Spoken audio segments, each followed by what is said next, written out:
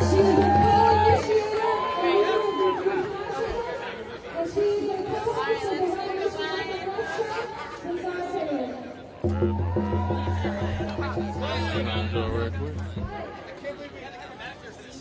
I know, like, it's good having a breathe your goddamn Oh my God!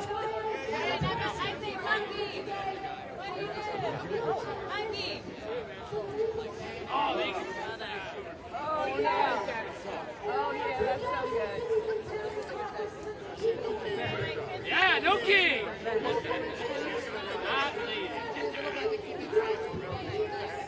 If the hair gets in your face. Because they hate occupation, the ICE terror and concentration camps, the assault on silence, the forced births, the erasure of trans people. They hate the shredding of due process and the separation of powers. People will be flooding into the streets across this country because they are outraged. The Trump is pouring out assassination at will, and he's criminalizing dissent. That's amazing, man. That's the best I've never seen.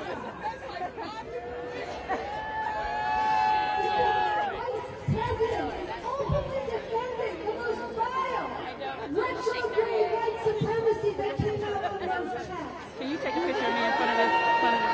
People are coming out on the streets in defiance of Mike Johnson and others labeling yes, I can. everybody who protests with that intentionally vague term Antifa, which now is All right, that's my You're welcome. within the halls of power. John Bolton, James Comey, Tish James even may get targeted. Because if they will do this to those in power, think what this means for everyday people. So it matters that people are coming out. It matters. It shows our power. It shows that we are the majority. It gives courage to people. And it strips away Trump's claim to legitimacy. But the truth is, and you're here because you know this, that as beautiful, as righteous as these protests will be today, on their own they are not enough. Because fascism, and that's what we're facing, fascism does not yield to outrage alone. Fascism, unless and until it is removed from power, decisively defeated, driven from power, fascism will barrel over even the most powerful and beautiful resistance. It will carry out greater and greater atrocities, and it will violently shut down the space for anybody to stand up against it. This is what we must stop. So a lot of the people out here today, when we join the bigger march and the march over there, they're going to sense this. They're out here for good reason, but they're going to be asking many of them, what's next? What's the plan? How do we really end this nightmare? And you know what? We have to bring them that plan. We have a plan. It begins November 5th, right here in D.C., when we flood this city with nonviolent protests starting at 11 a.m. on the National Mall. And we kick off a nonviolent, sustained, and growing movement of millions and millions that comes back again and again and does not stop until we drive Trump from power.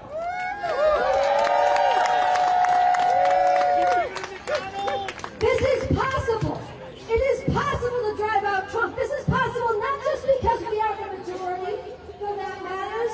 It's also possible because this country is deeply divided from the top to the bottom. And there are even those within the ruling structures of this country who are deeply opposed to Trump and the way he's shredding the Constitution and degrading America's standing in the world. Now, we can come at this from different perspectives, but it matters that there is opposition to him within the halls of power. Yep. But right now, these forces opposed to Trump are overwhelmed and they're on the defensive. Yep. But that can change. But that can only change. That will only change. They will only be compelled and enabled to play the role they need to play in the removal of Trump from office, if there is the kind of nonviolent, massive political earthquake from below that we can bring, that only the people can bring. And this is what we need to do. This is the vision of November 5th. Come out in the streets and shake the foundations of this country until we bring about the kind of political realignments within the halls of power where Trump is actually removed. We have a strategy. We have a plan. But we need to bring it to people today. Look around.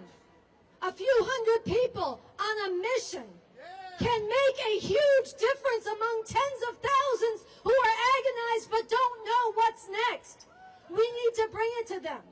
And we need to do it as the other speakers have spoken about, standing together, uniting all who can be united from different perspectives, overcoming divide and conquer schemes, because we cannot win this alone. We can only win it together.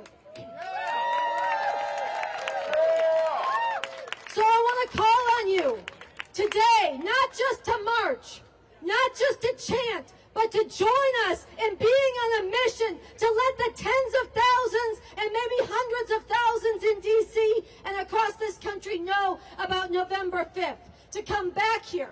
We need to change this today. Not enough people know this plan, and we need to make a major change in that today. So get stacks of these palm cards, help hand them out. Get the signs, and not just take them up yourself, but give them to others. Sign up for a webinar tomorrow at 6 p.m. and sign others up to learn the plan to drive this regime from power. Let's get organized, because together we can change the course of history, and nothing less is acceptable. So I want to ask you to join me. In conclusion, put your fist in the air and make this pledge to the people of the world, to the immigrants living in fear, to the sisters and brothers and beautiful people to your left and right. Make this pledge together. In the name of humanity. In the name of humanity. In the name of humanity. In the name of humanity. We refuse to accept. We refuse to accept. We refuse to accept. We refuse to accept. A fascist America. A fascist America. Trump must go now. Trump must go now. Trump must go now. Trump must go now. November 5th.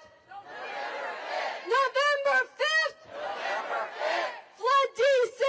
Flood D.C. Together we can. Together we can. Make history. Make history. Thank you, sisters and brothers and beautiful people. All right, that was beautiful again. One more round of applause for Sarah Taylor. Okay, I gotta learn that last one she did. How did it go? November 5th? Flood D.C. Flood D.C. Together we can. Together we can. Make history. Make history. Sounds good to me. Okay, so we're gonna have one final speaker. There's an attorney, Octavia Carson. Is that her last name? She's not able to make it here on time. She's with the D.C. Lawyers Against the Trump Agenda. She sent a statement, which Marawi's going to come up and read, and that's going to be our final statement. So after this statement, if people got to get your banners together, if you got to get the things you got to get together to get ready to march, we'll hear this statement. We'll get, let me get everybody's attention on this, and then after that, we'll get ourselves ready and we'll get marching, and KB will lead us off with chants. So welcome back up, Marawi, speaking for Octavia Carson. Attorney Octavia Carson. All right. I'm reading this on behalf of Attorney Octavia Carson. She says, "Good morning, D.C. Good morning, D.C. Right on. She says, "Good morning. Can you feel that? That's the sound of people power, not palace power. Today we gather not to bow before a throne, but to stand together in defense of a nation that promised us liberty, equality, and justice for all. We are D.C. Lawyers Against the Trump Agenda. And today, on No King's Day, we're reminding America that we don't crown kings here. We elect leaders, we hold them accountable, and we will never surrender this republic to tyranny in a designer suit. We are lawyers, advocates, organizers, and ordinary citizens who still believe in the rule of law, not the rule of one man. We read the Constitution. We fought for its promises. And we're here to say, the law belongs to the people, not the powerful. Justice is not a privilege. It's a birthright. When one person tries to twist democracy into dictatorship, when lies replace law and fear replaces freedom, we stand up. We don't whisper in courtrooms. We raise our voices in the street. We know what's at stake. They want us to forget that truth still matters. They want us to believe that justice can be bought, that loyalty can be coerced, that power makes you immune. But here's what we know, and say it with me. No one is above the law. When we say no King's Day, we mean no president's above prosecution, no billionaires above accountability, no movement that silences the will of the people. We are here to remind every leader, every judge, every voter, this is a democracy, not a dynasty. So what do we do now? We vote like our freedoms depend on it, because they do. We organize like our rights depend on it, because they do. We speak out like our silence will cost us everything, because it will. Lawyers, law students, citizens, this is your call. Use your skills, your platforms, your courage. Challenge corruption, protect the courts, defend the journalists, stand with the people who are being silenced and targeted. Talk to your neighbors and community about politics. Don't shy away from the conversation. Your life depends on it. Because the law doesn't live in the halls of Congress or behind courthouse walls. The law lives in us. On this No King's Day, let history remember that when they tried to crown a tyrant, we showed up. Not as subjects, but as defenders of the Republic. Say it with me. No kings. No fear. No surrender.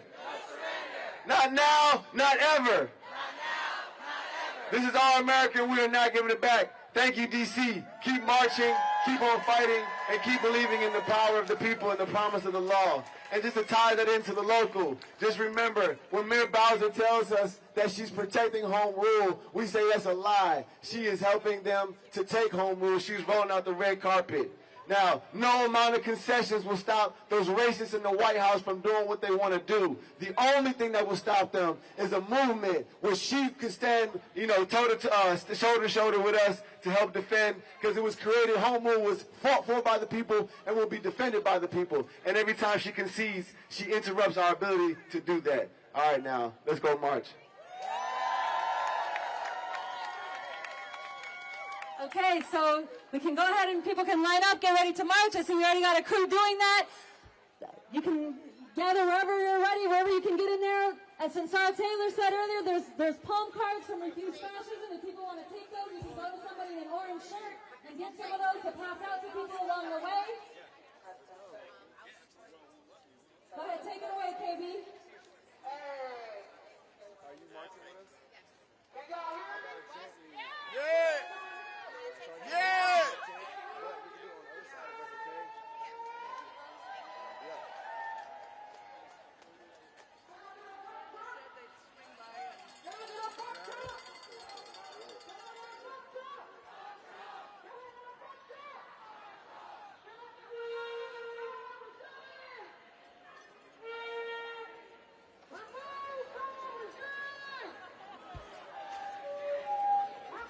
Kings.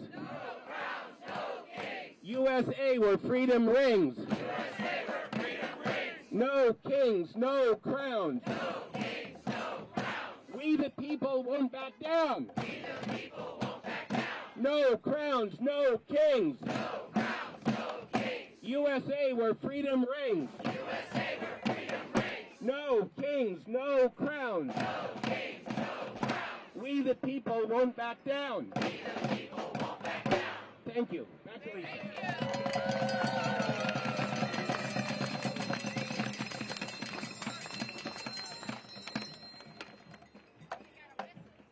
Okay, so we're going to get ready to march soon, and first off, I want to go over some agreements. As Mike Johnson says, we're all violent folks being paid by George Soros. Well, not quite true. We're just here trying to do what's right for our country. So we have a few agreements. I want if folks to give a thumbs up if you agree.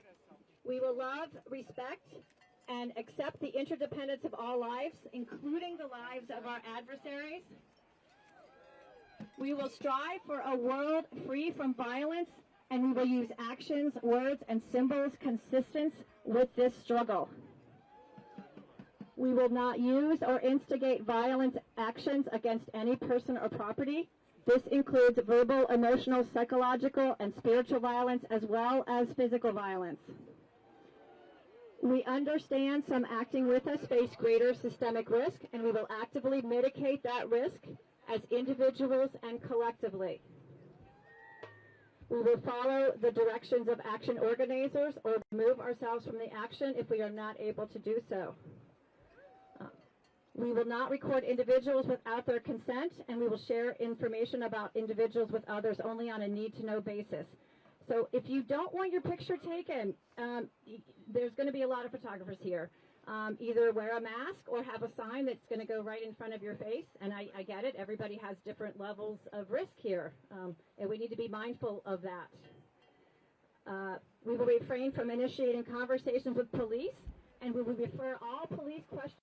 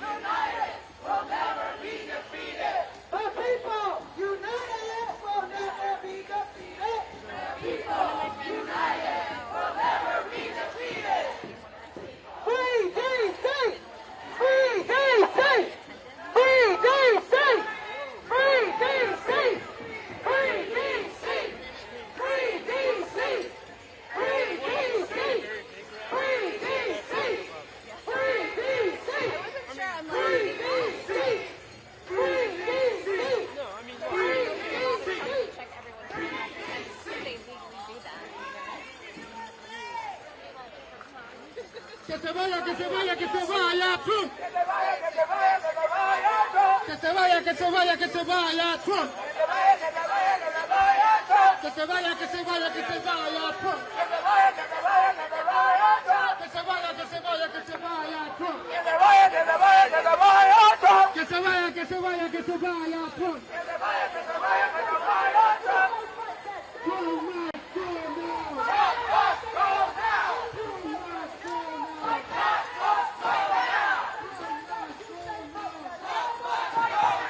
Trump must go now. Trump must go now.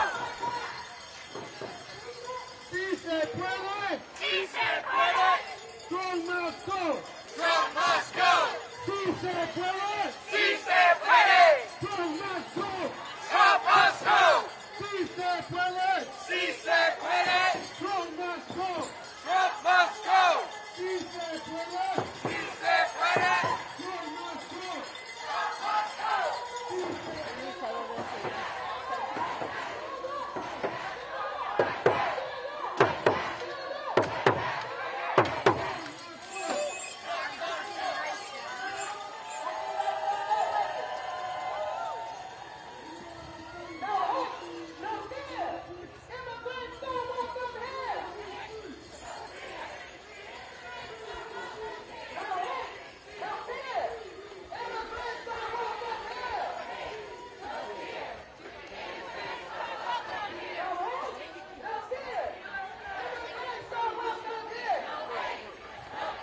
November 5th, 11, you got one? Okay.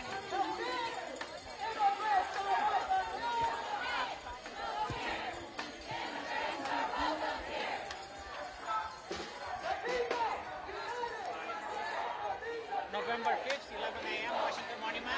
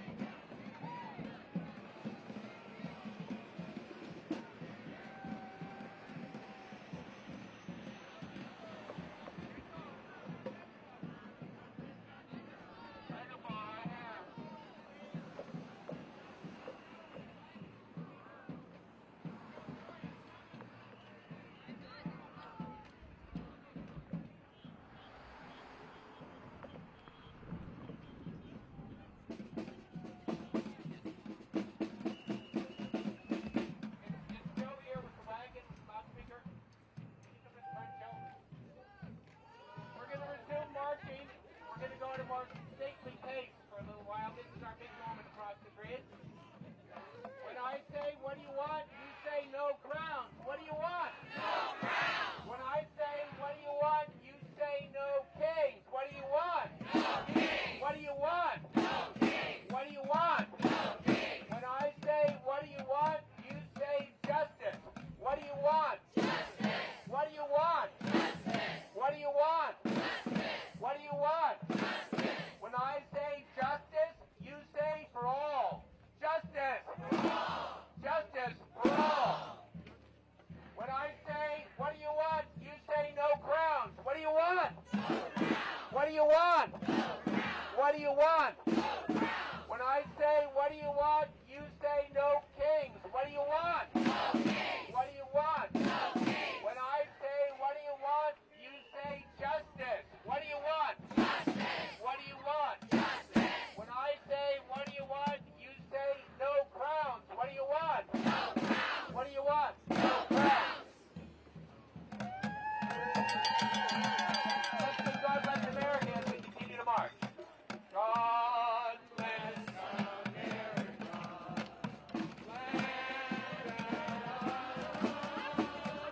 Stand beside her and guide her through the night with the light from above. From the mountains to the prairie to the ocean, what with love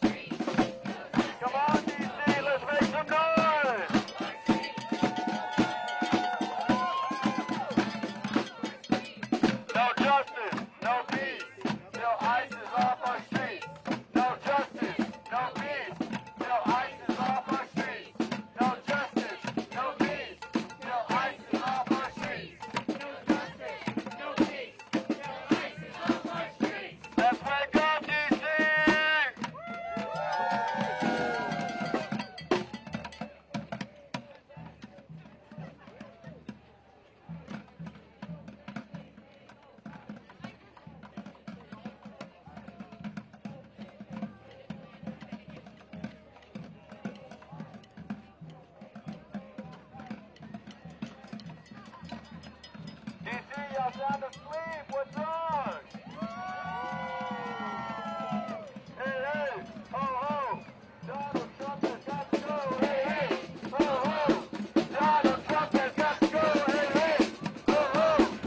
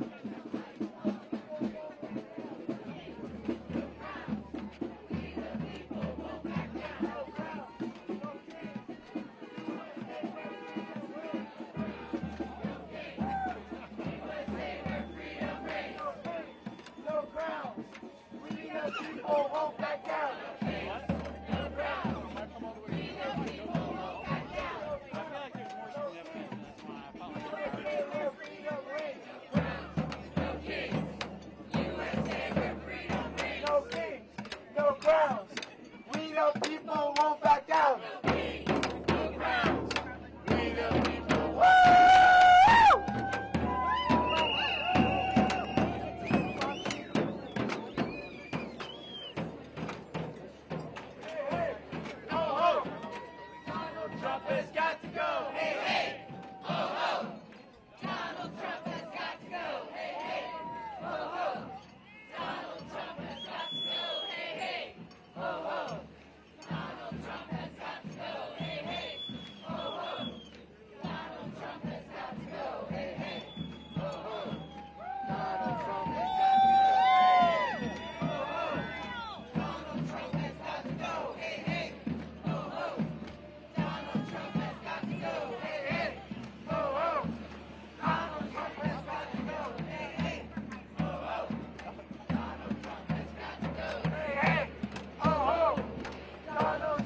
got to go.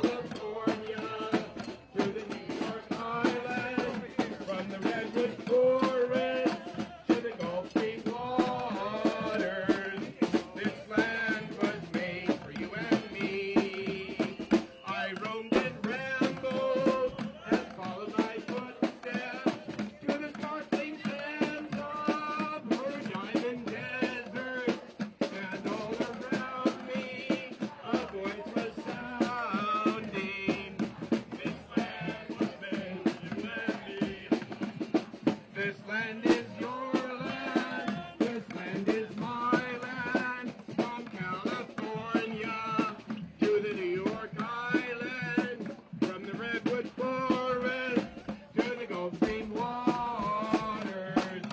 This land was made for you and me. The sun comes shining as I was strolling. Wheat fields waving, and the clouds rolling. The fog was lifting, the voice was chanting. This land was made for you and me. This land is your land. This land is my land. From California to the New York Island. From the Redwood Forest to the Gulf Stream waters.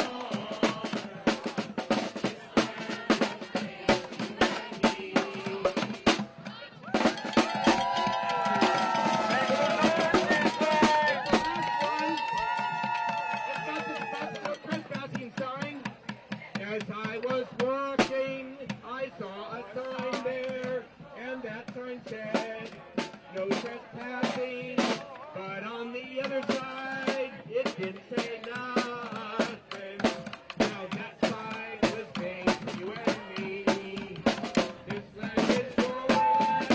This land is my land. From California to the New York Island. From the Redwood Forest to the Gulf Stream waters. This land was made for you and me.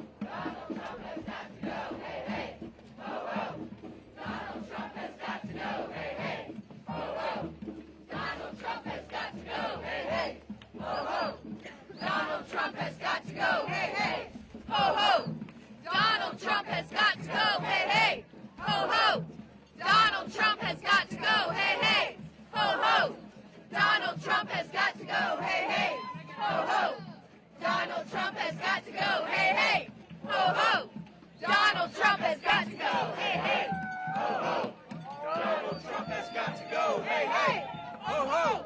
Donald Trump has got to go!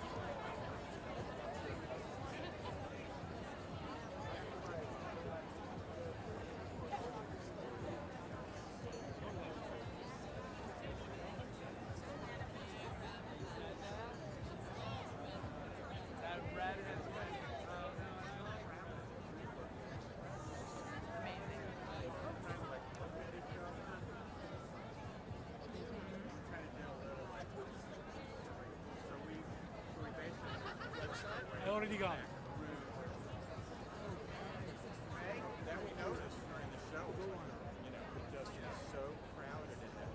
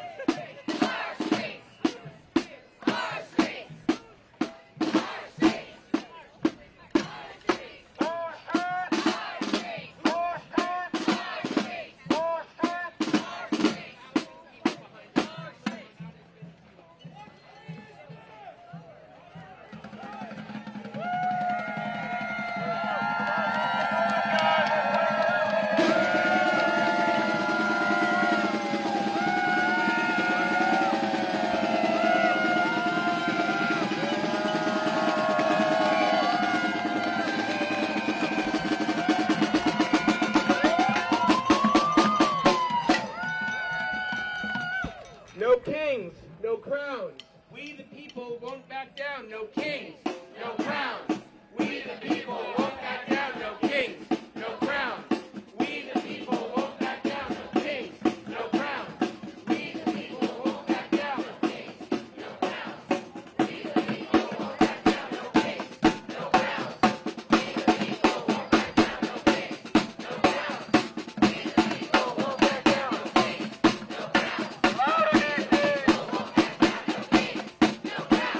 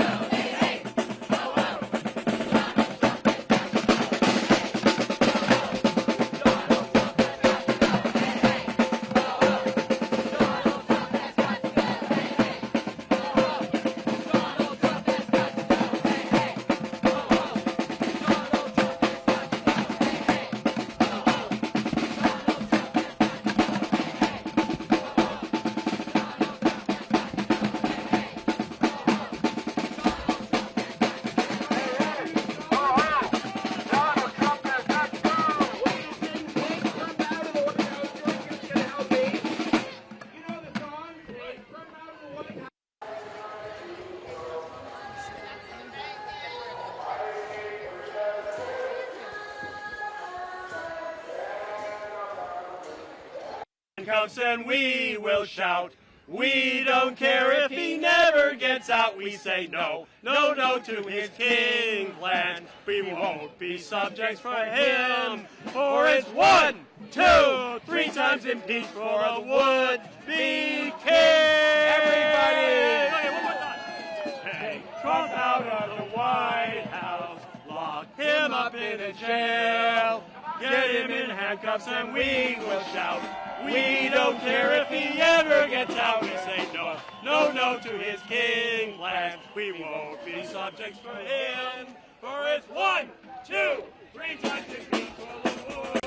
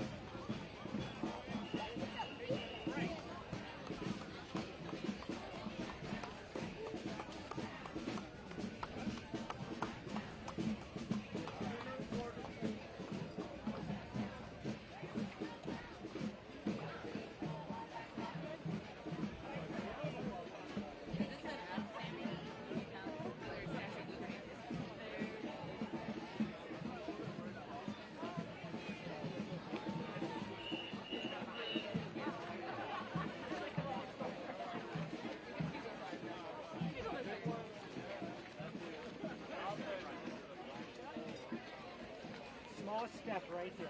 Great, thank you. Appreciate it. Thank you very much.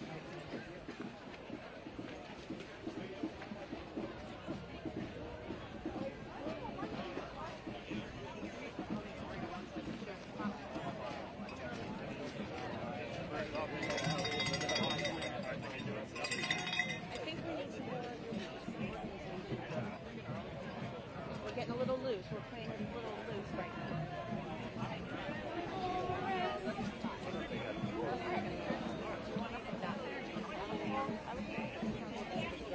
Oh, right.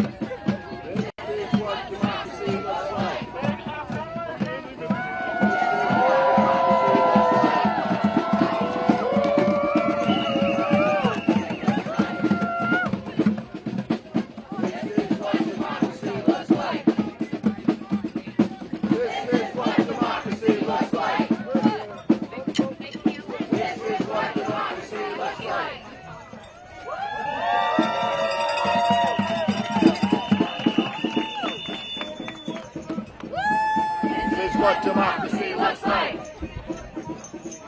This is what democracy looks like. Oh my God. This is what democracy looks like. I feel like I'm on the coast. This is what democracy looks like.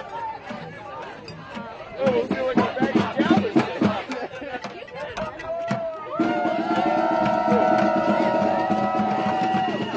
We've been to Galveston. Yeah!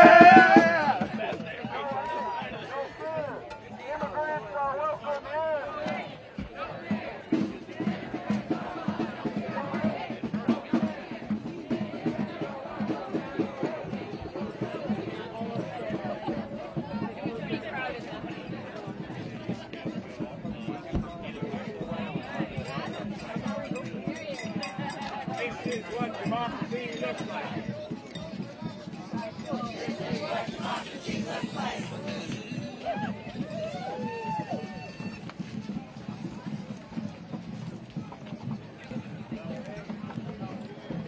Immigrants are welcome here. No hate, no fear. Immigrants are welcome here. No hate. hate, no fear. Immigrants are welcome here, no hate, no fear. Immigrants are welcome here, no hate.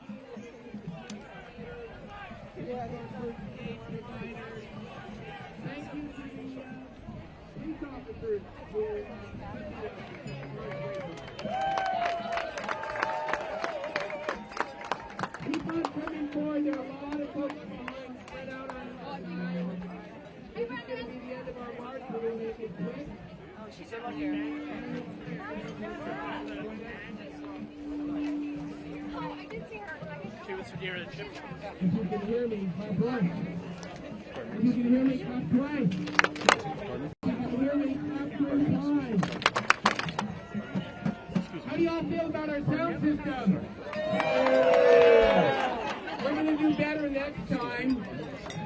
If you'd like to help us buy a sound system, I'm only going to say this once because Lisa hates it. We've got a little contribution box up here to defray the expenses associated with the march and buy us a better sound system. Don't feel any pressure. We also have free buttons.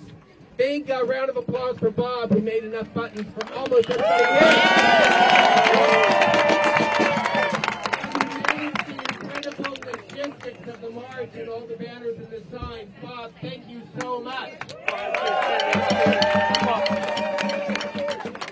And our wonderful marshal captains, Julia and Dave, and the 20 folks who volunteered as safety marshals. Some of them for the first time. Let's give it up for the marshals.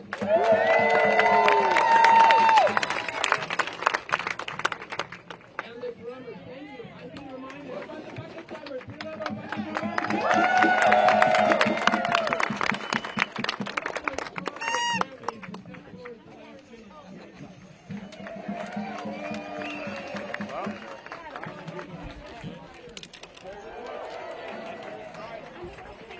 We're women. We can do this.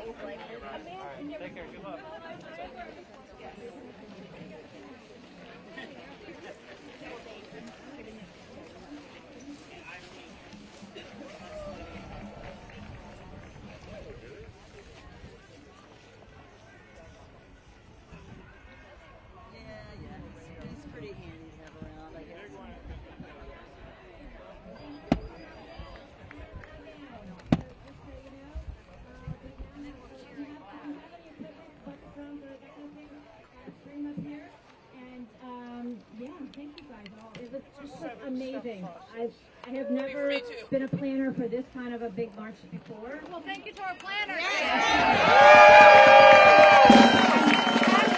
And be counted and go, yeah, keep resisting. Take to the streets, always. Yeah, if you're a Virginian or a New Jerseyan, election's happening right now. I want the signs are so creative. I'm going to give a few shout outs. Woman here's got a sign, turn it around.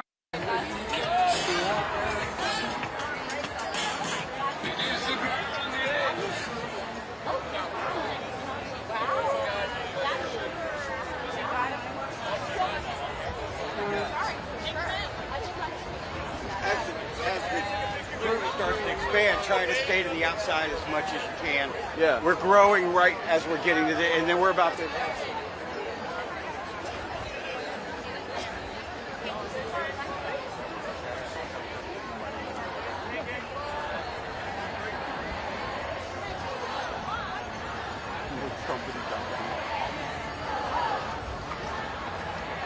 To be part of the team that designs and paints banners. Put your hand up. Anybody think that? We need banner painters. We need more people like Marcos and Sal who designed and organized the banner painting. Who here thought, maybe I could be a marshal? We're going to be twice as many people next time. We're going to need more marshals. Who here is willing to think about being a marshal? Okay, how's the future marshal? Lisa. Hey, so some of the photographers would like us to turn around so that they can get a shot looking at the Washington Monument. So if everybody can turn their signs around, that would be awesome. People with your backs against the monument. They're going to take a shot back there.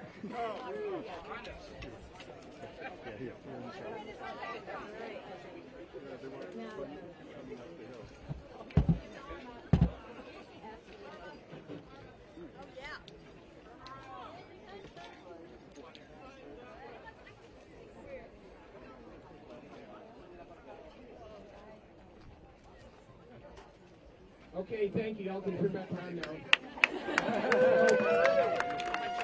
You've got a few options now. The main rally has begun. It's at 3rd in Pennsylvania, which is the other end of the mall. We are a feeder march. There are many other feeder marches coming from around the city. We felt like for us this was going to be enough.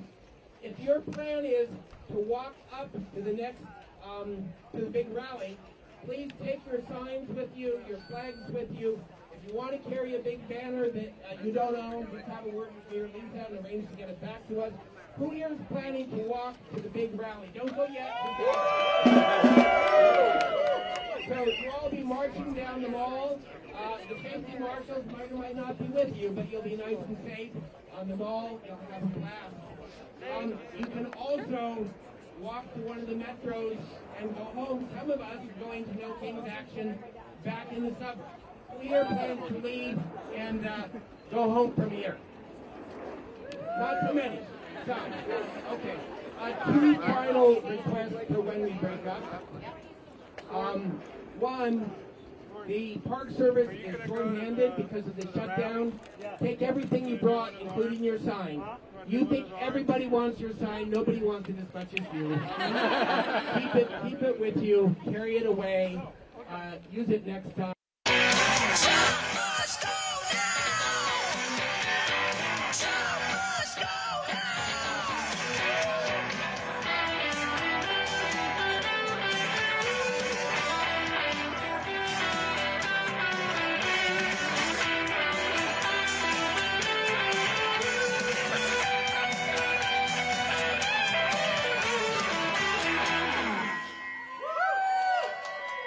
Thank you all. Thank you all. Let's hear it one more time. Trump must go now. Trump must go now. Trump must go now. Trump must go now. Trump must go now. Trump must go now. Trump must go now. That's right, folks. We are the power. We here in D.C. All right? All right.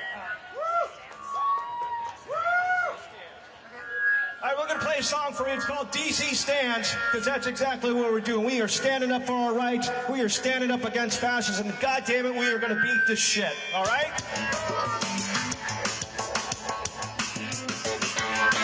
DC stands, we fight the power. Truth and justice this hour. Justice rings from street to street. With every step we won't retreat. Hey, ho, ho. Hey, hey, ho, ho. Fascist rule has gotta go. Fascist rule has gotta go. Rise up, hold the line. Rise up, hold the line. DC stands, we all unite.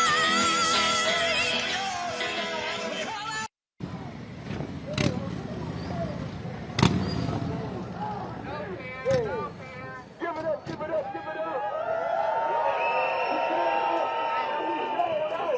Remove the regime's intention with the massive success. We brought thousands to the streets. And now we here joining up with our brothers and sisters in No King's Day, USA!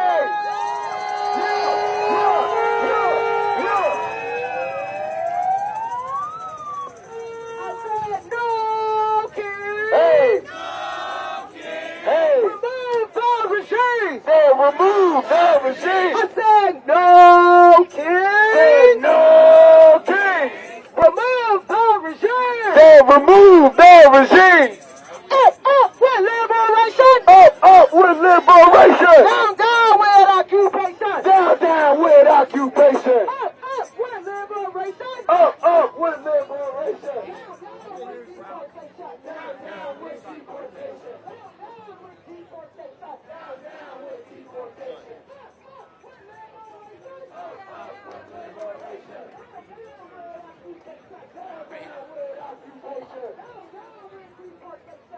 Down with deportation!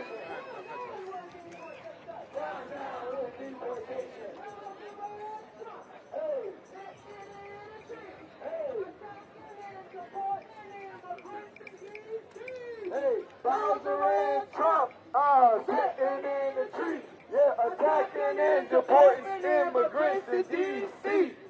Bowser and Trump sitting in the tree. Attacking and deporting immigrants in D.C. Bowser and Trump, hey, sitting in a tree. Yeah. Deporting immigrants in D.C.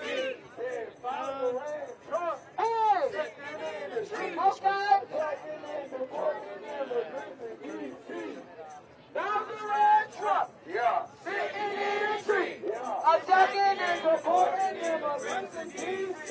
When I say stand up, you say fight back. Stand up. Fight back. Stand up. Fight back. When I say decat, you say fight back. Decat. Fight back. Decat. Fight back. When I say fight back, you say fight back. Fight back. Fight back. Fight back. Fight back. Fight back. Fight back. Fight back. Fight back. Fight back. Fight back. Fight back. Fight back. Fight back. Fight back. Fight back. Fight back. Fight back. Fight back. Stand up. Fight back. Fight back. Fight back. Decat. Fight back. Decat. Fight back. Stand up. Fight back. Stand up. Fight back. Stand up. Fight back. Decat. Fight back. Fight back. Fight back. Fight back. Fight back. Fight back. Fight back. Fight back. Fight back.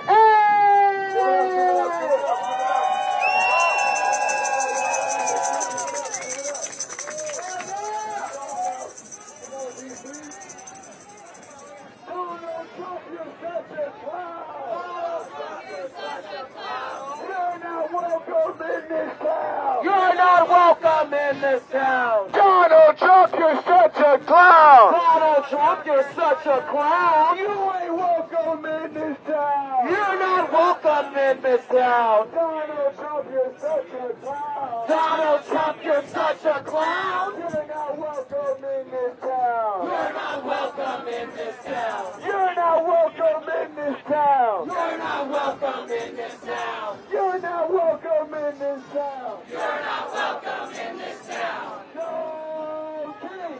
No king. Remove the regime. Remove the regime. There's no king. No king. Remove the regime. Remove the regime. Remove the regime. Donald Trump is his name.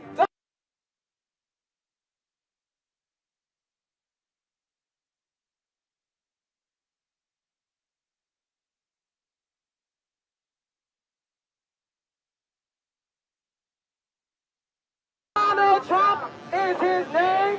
Supporting families is his game. Supporting families is his game. Donald Trump is his name. Donald Trump is his game. Jailing babies is his game. Jailing babies is his game. Donald Trump is his name. Donald Trump is his name. Killing babies is his game. Killing babies is his game. The working class is our name. The working class is our name. Protecting families is our game. Protecting families is our game. The working class is our name. The working class is our name. Fighting fascism is our game. Fighting fascism is our game. The working class is our name. The working class is our name. Defeating racism is our game. Defeating racism is our game. Defeating racism is our game. Defeating racism is our game.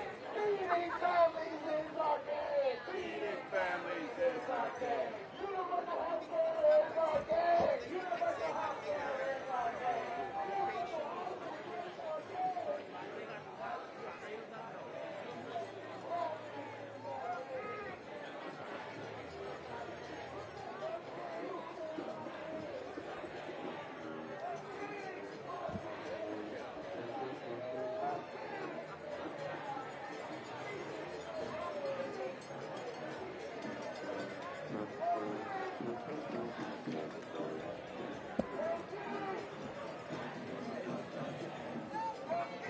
These are amazing signs that people have.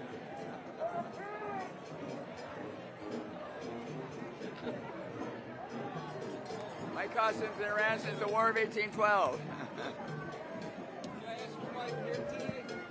Former U.S. history teacher defending the Constitution. What's special about this particular rally for you? We got to point out to the country that people are paying attention, that 49.9% of the vote is not a mandate to rip apart the Constitution. Anything else you want to add? How about saving the civil service? Would you like to give me your name and spelling and where you're from? Okay. Age, Okay. Yeah, my nephew worked for Reuters. Bill Gruen, Gruen. I used to teach history at the Edmund Burke School 40 years ago. These pants, I made them myself. We would debate the annexation of the Philippines. They're red, and I sewed on the white. I didn't know you could buy red and white striped pants. All right.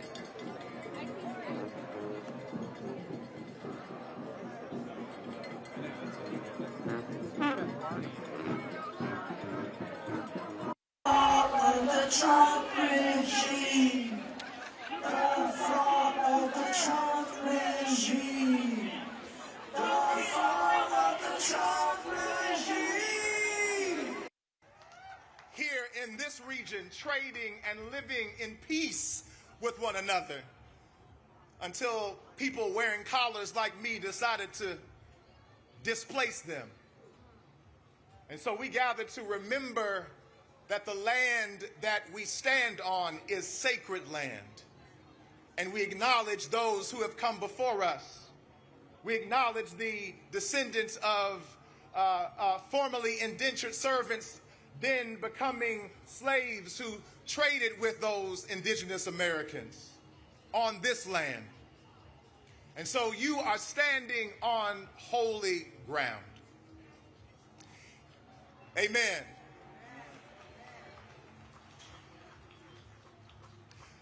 I want to give honor and gratitude to our Creator, God, and to each representative of our Creator who has gathered here today. I especially want to thank the representation of D.C. clergy who stand behind me and stand with me on this stage today. Showing you, come on and give them some love.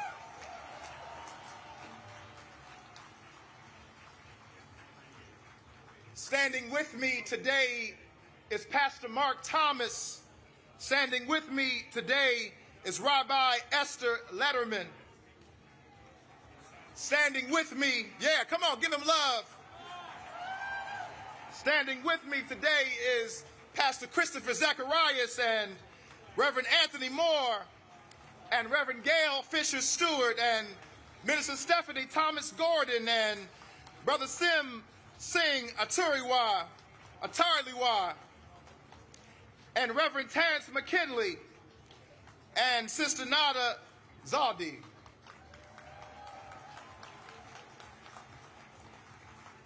If I butchered anybody's name, as we say in our tradition, please charge it to my head and not to my heart.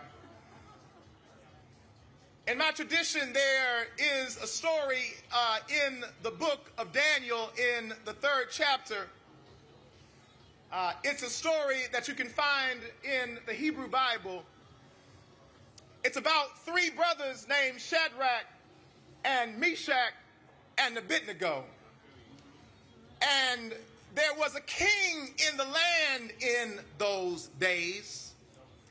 And that king's name was Nebuchadnezzar. He was a narcissistic king. He was a prideful king. He believed that neighbors should turn against neighbors instead of loving neighbors. He believed in the occupation of territory and not the blessing of sacred land. And he told everybody in the land that they had to bow down and worship him. They erected a golden statue of him and put it on the and put it in their land at that time.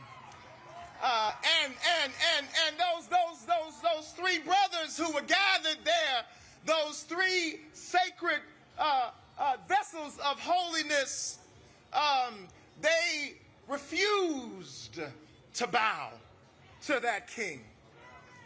And I just believe that we have a few folk who are here today who are willing to stand with me and simply say, we will not bow.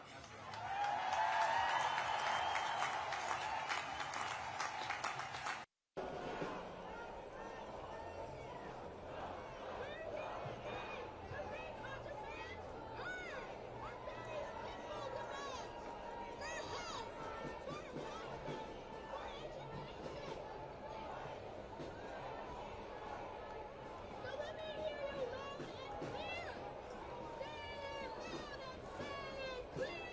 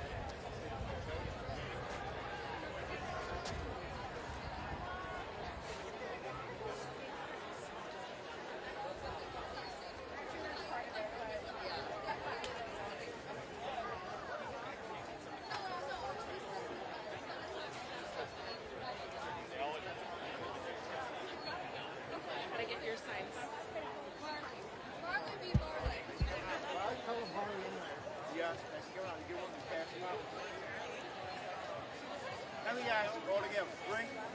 Face coming off the mark, face off the mark. Everybody get it.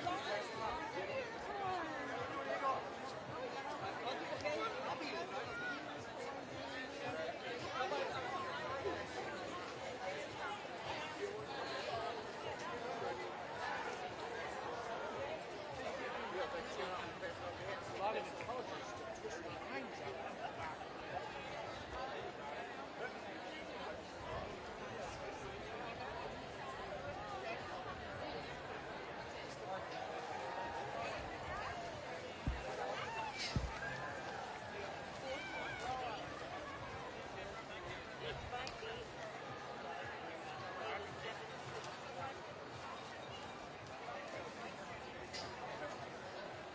Lovely.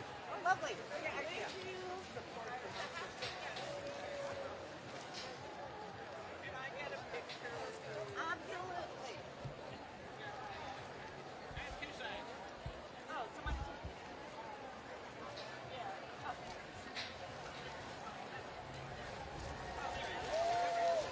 Oh, my hands aren't even in there. Here, I'll put them around. Oh, we got it. One more. I got you. Have a good one.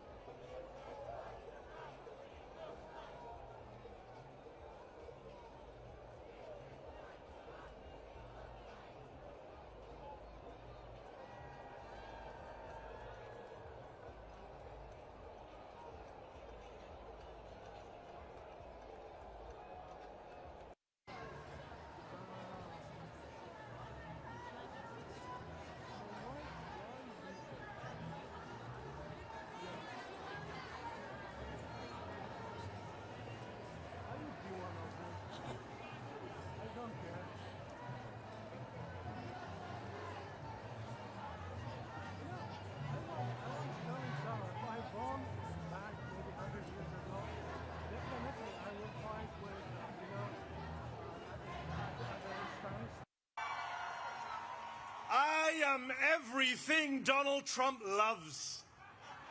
I am the Trump trifecta. I'm also a bit of a socialist.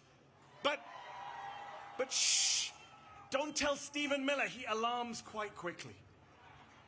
Can I just say, it is so heartwarming to see so many of you out here in D.C. today. D.C., make some noise. We need to make sure today that they hear us in the White House and in the Capitol. All week, I've heard Speaker Mike Johnson and Republican members of Congress say that this rally, the No Kings rally, is a hate rally. A hate rally. The people who can't get through a single day without hating on late-night comedians and overweight soldiers and Muslim politicians and Mexican immigrants and Palestinian refugees and black women and transgender kids and peaceful protesters and Mr. Fricking Potato Head, they are lecturing us on hate? Really? I'm not here out of hate. I'm here out of love. I'm here because I love this country.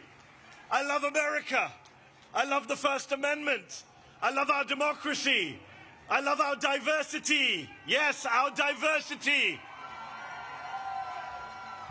And I am not willing to sit back and watch our glorious American multiracial, multicultural, democratic experiment, our constitutional republic, destroyed by the guy from Home Alone 2. Not going to do it. Because I did not inherit America. I did not inherit America. I chose America. I wasn't born here. I immigrated here. And we immigrants, we love this country often more than the people who are born here because we chose to move here, live here, swear an oath to the Constitution here, an oath that the guy down the street violates every morning and every night.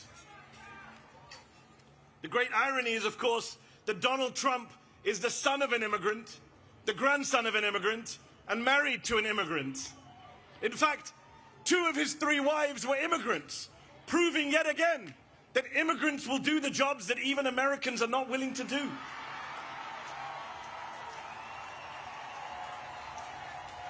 I immigrated here from the United Kingdom. You want to talk about no kings? The UK still has a king, King Charles III, but even he has less gold in his palace than Donald Trump has in the Oval Office right now. Even King Charles has more respect for democratic norms and traditions than the whiny authoritarian man-child trying to send troops into as many blue cities as he can. This is a president who says he wants to be a dictator, but only for a day. Well, we are now 271 days into his wannabe dictatorship. He just went to see the Egyptian President Sisi, who is a military dictator, runs one of the most repressive regimes on earth. And he went there and he said, I want to praise your fantastic leadership and your low crime rates. This is who he loves. This is the autocratic leader he aspires to be. And of course, he was in Egypt hailing his Gaza peace plan, which is a ceasefire, yes, but not a peace plan. Donald Trump, the man who uses Palestinian as a pejorative, as a slur, has no plan for Palestinian freedom, no plan for Palestinian statehood, no plan for justice for the Palestinians who have been massacred and starved and genocided and ethnically cleansed for the past 2 years, including the past 9 months of his presidency. Meanwhile, Israel for the past week has violated the ceasefire again and again, killing Palestinians with impunity. Yesterday they killed 7 Palestinian children during a ceasefire. There is no peace in the Middle East because, as Dr. King said, peace is not just the absence of violence, it is the presence of justice. So these are dark times. Genocide abroad, fascism at home. Which is why it's so crucial that we gather, we organize, we rally like this. We mobilize, we pluralize, we bring people into the tent. We register voters, we defend voters, we become voters if we're not already. And you know, they say we don't reach out to the other side. We don't reach out to conservatives or Republicans, that we're in an echo chamber. Well, let me say to every Republican and conservative watching, aren't you the ones who said no more big government, no tyranny in America? So if you believe that, what are you doing defending masked federal agents in unmarked cars, bundling people off of the streets, including American citizens, and disappearing them? How are you okay with that? And if you're not okay with it, then come over to our side. The side of the Democrats. The small d Democrats, not the big D Democrats, not the Democratic Party. Those of us who are from all parties and none. But those of us who care about saving America so that we can get to our 250th birthday and still be free when we reach 250 years. Come over to our side. The side of no crowns, no thrones, no kings. The side of freedom, of liberty, of the Constitution.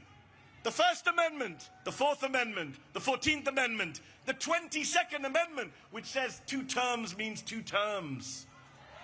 And if you're not worried about Donald Trump trying to stay on for a 3rd term, you should be. He's literally selling merch. So I worry about free and fair elections in 2028. But then I say, why should I worry? I see all of you here today. What is there to worry about? We here today are not spectators. We are citizens. We are not bystanders, we are proud and patriotic Americans. And we Americans, we the people, will not allow our country to be taken over by demagogues and dictators. We will not stand for it. So let me ask you this. I need to hear you. Are you willing? Are you willing? Answer this. Are you willing to sit back and let Trump shred our freedoms? I can't hear you, DC. They need to hear you in the White House. Are you willing to let Trump shred our freedoms? Are you willing to sit back and bend the knee to fascists and white supremacists? Are you willing to be the Americans on whose watch democracy died? Good, because people power is our last line of defense. Remember this, Donald Trump has never, ever, not in 3 elections, won a majority of the vote. Never. And I'll say this to you. I'll say this to you. Here's the math that they are scared of. There are more of us than there are of them. We are the majority. Say it with me. We are the majority. They're not loud enough today, DC. Come on. Louder. We are the majority. Yes, we are. And we have no intention of losing our country, our democracy, our freedoms to that twice impeached convicted criminal and his gang of grifters. No way. We will out-organize them. We will outvote them. We will outlast them. Because when I see you all out here today, when I see you all out here today in your thousands, in millions across the country, I have hope. I have faith that America can defeat this fascist threat, this authoritarian mania, this MAGA cult, and save our freedoms. And I also have faith and hope that one day soon, the Palestinians will be free. Thank you very much for your time. God bless you all. Ladies and gentlemen. And hope that one day soon, the Palestinians will be free.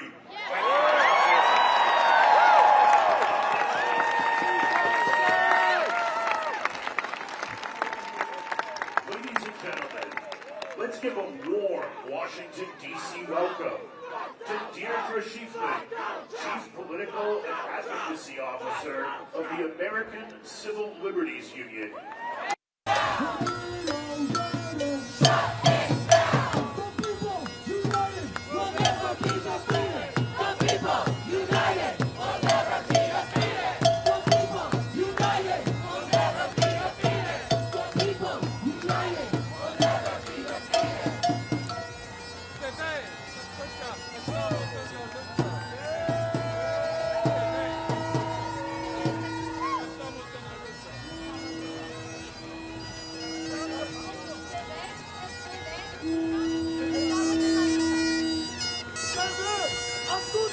Estamos en la lucha. Se ven, escucha.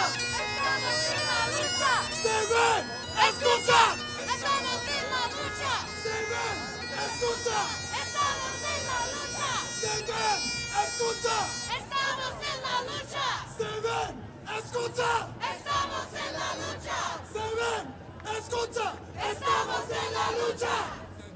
Se ven, escucha. Estamos en la lucha.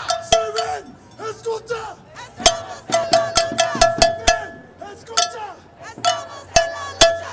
When NYC is under attack, what do we do? Stand up like that. When NYC is under attack, what do we do? Stand up like that. When NYC is under attack, what do we do? Stand up like that. What do we do? Stand up like that. What do we do? Stand up like that. When NYC is under attack, what do we do? Stand up like that.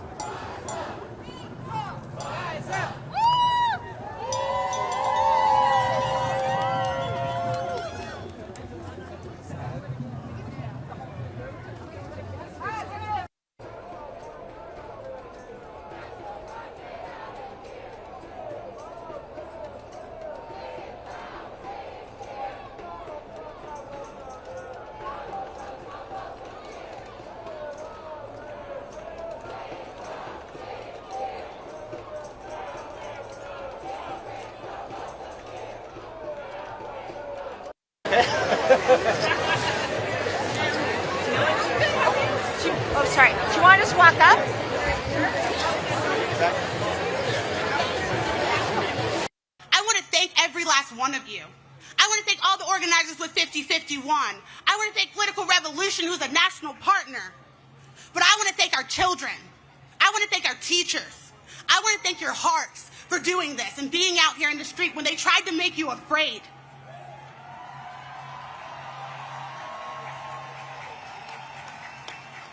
The message today will be crystal clear, and they won't be able to ignore it. There will be no kings in America. Not today, not tomorrow, not ever. Thank you.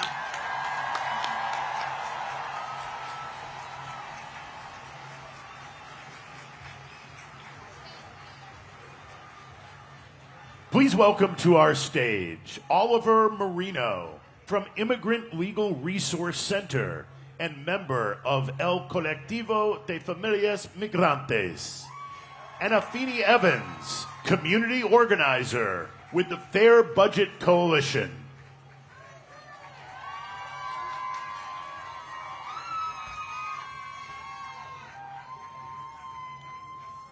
Thank you. Good morning. Earlier this year, as the Trump administration began its anti-immigrant attacks from the White House. That's a great one.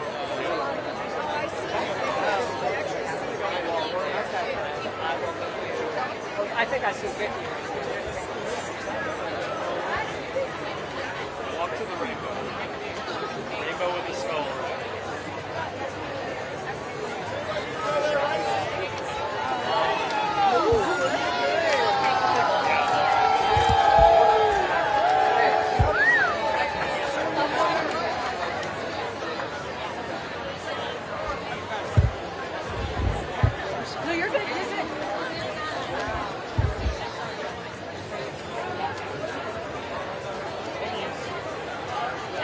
I see the red text. All right, walk.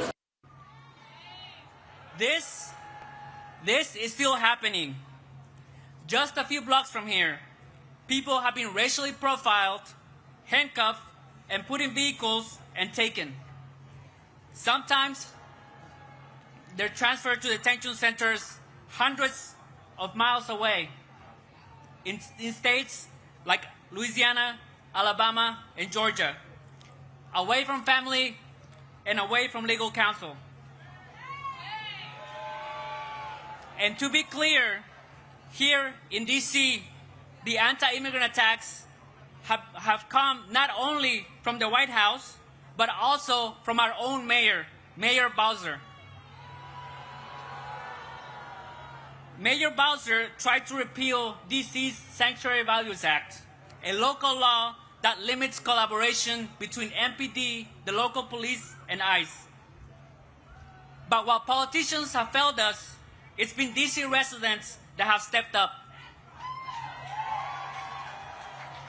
We have seen our people go out and film ISIS abuses in the streets, share Know Your Rights information, provide mutual support to families of people detained, and organize to protect their immigrant neighbors. This is the moment to show solidarity, to reject attempts to dehumanize and criminalize our immigrant community, to hold our elected officials accountable, and to force them to stand up to an authoritarian administration that does not care about due process and people's constitutional rights. In order for the Trump administration to carry out its plans, it needs compliance from the public and from local governments. We must not comply. We need to do all that's in our power to protect immigrant families and our neighbors. We need us. We need you. We need each other to protect families, not feds. Thank you.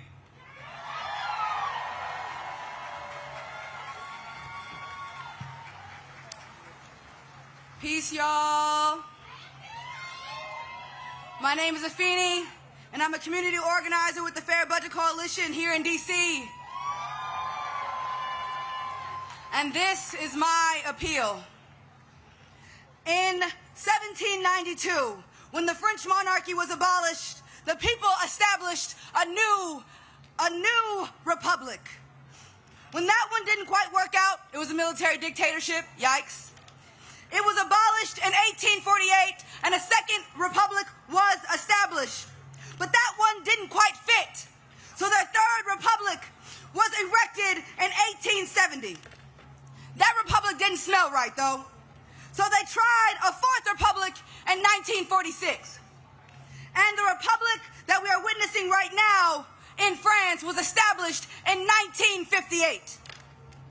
My fellow Americans, I am here to tell you that the social contract in this country has been broken. Decades of movement work, progress, and struggle have been wiped out by Christian nationalists who seek dominion over every aspect of our lives. Long before ICE started terrorizing our streets, the police were gunning down black people in their homes, their cars, and in the streets in front of their communities. The construction of cop cities and the strengthening police state have threatened our urban centers for years. This current escalation in state violence is nothing more than an extension that the violence that marginalized communities have been bearing the brunt of.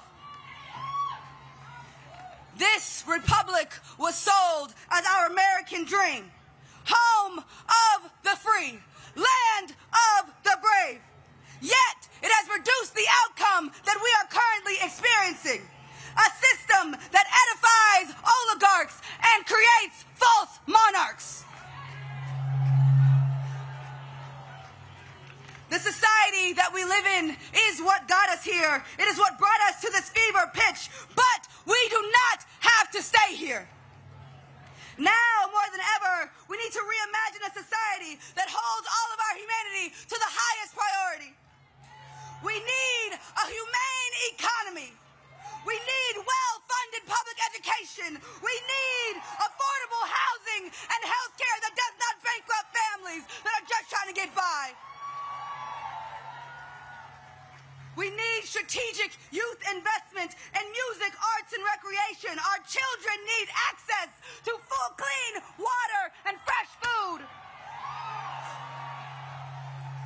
In this moment, we need community. We need compassion. We need love and radical imagination. And most importantly, we need each other. Because the social contract has been broken, but we, the people, must revive it.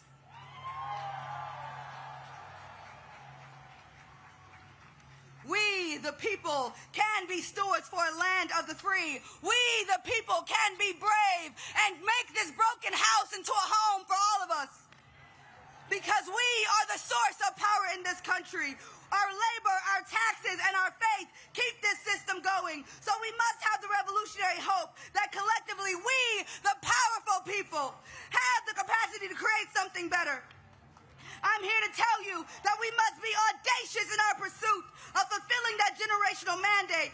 Because with public sentiment, nothing can fail. And without it, this system cannot succeed.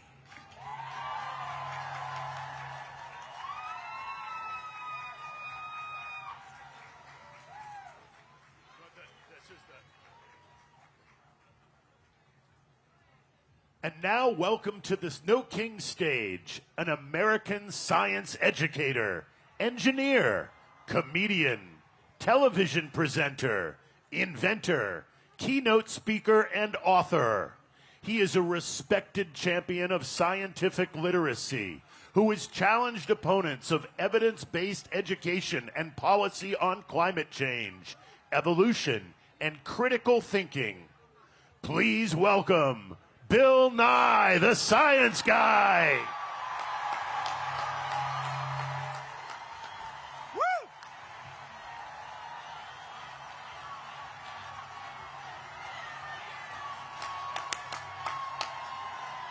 We love that song, Hello, D.C.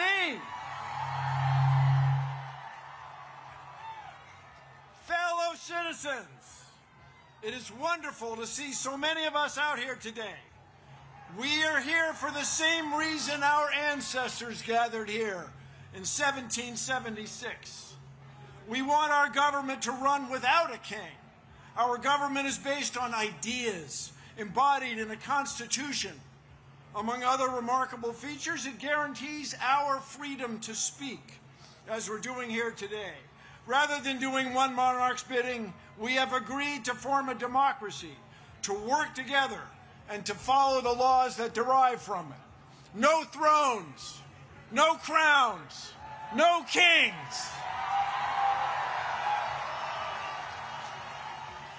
As many of you know, I am a native Washingtonian. I grew up here within the city boundaries. And when you grow up here, the affairs of the federal government are very much a part of your life.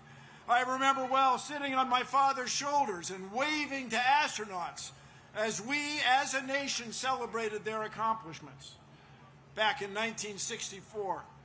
In 1964, that was the first year my parents could vote for president as citizens of the District of Columbia. We still do not have voting representation in the district. Someday, perhaps. I remember well Martin Luther King's dream and Resurrection City, the plywood structures on the National Mall erected to house protesters who came to town demanding equal rights and opportunities, barely a month after Dr. King had been assassinated. I remember well the Vietnam War. The mall was shoulder to shoulder, much as it is today. Traffic stopped citywide. The protest movement expanded. There were protests around the country, and the war was ended. We are protesting in the same fashion today.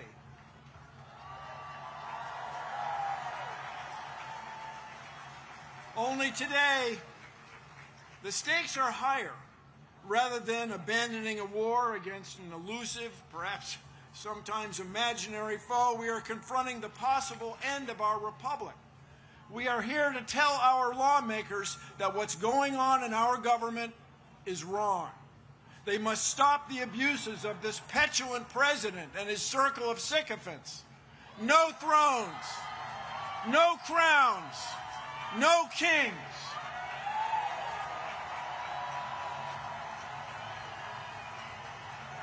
This president and his associates cannot tolerate dissent. To them, our free speech is frightening.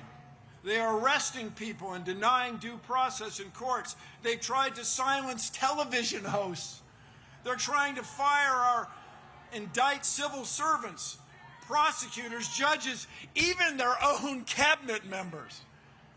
But in this land, these sorts of actions are not new. In 1776, our ancestors had had enough. They declared independence from a king by means of a document stored safely right over there on Constitution Avenue in the National Archives. Although it was conceived 249 years ago, the Declaration of Independence describes a train of abuses connected with an absolute authority, a king with absolute power. No thrones, no crowns, no kings. Their king had refused to honor the law. Their king had refused to let lawmakers be elected. The king had made court judges dependent on his will. They cited the king sending, quote, swarms of officers to harass our people. Their language referred to, quote, cruelty and faithlessness scarcely paralleled in the most barbarous of ages. Their king was trying to, quote, render the military independent and superior to civil power. Our founders even censured King George for cutting off trade with all parts of the world. Did these actions sound familiar? 249 years later, no crowns, no thrones, no king. In short, the founders believed their king was, in their words, quote, totally unworthy to be the head of a civilized nation. No thrones, no crowns, no kings.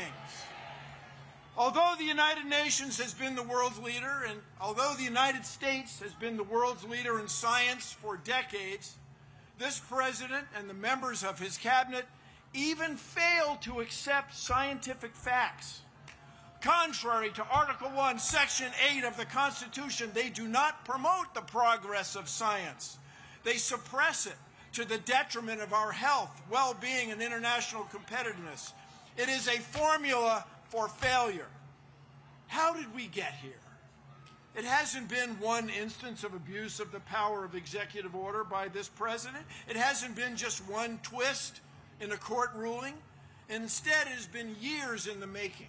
Enabled by this president, a group of Confederates has worked together to undo many of our traditions and understandings of fairness and of citizens' rights.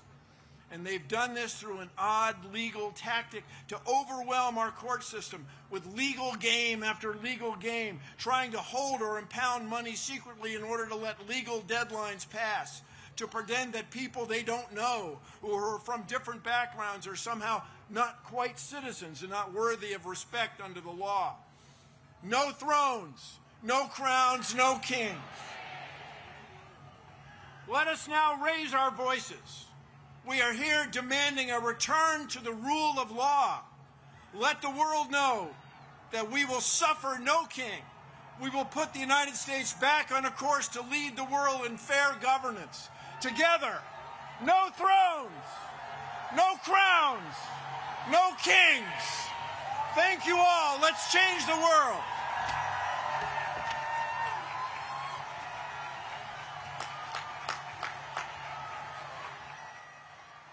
Ladies and gentlemen, now please welcome I-Jen Poo, a care advocate and organizer who serves as executive director of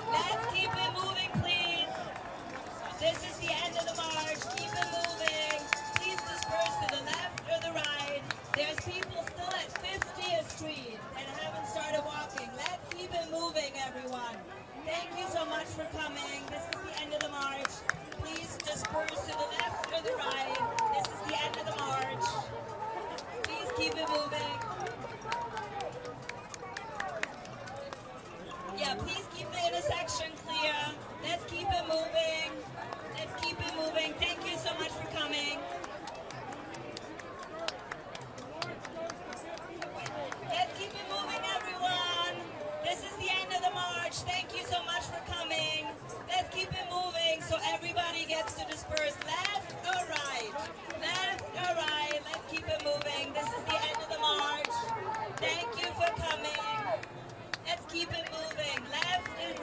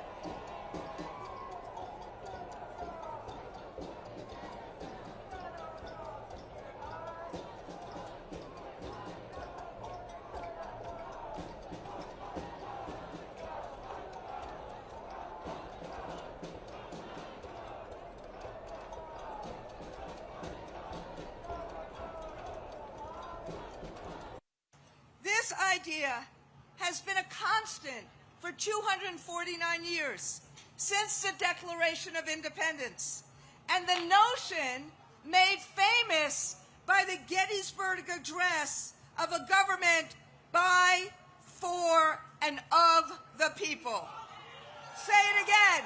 By, for, and of the people. Now, we know the founders were not perfect, but they had one abiding principle, and that is and was that we as a nation should never, ever again be ruled by a tyrant or a king. That was as true today as it was back then. And that is why millions of people today from all walks of life are turning out at these thousands of events.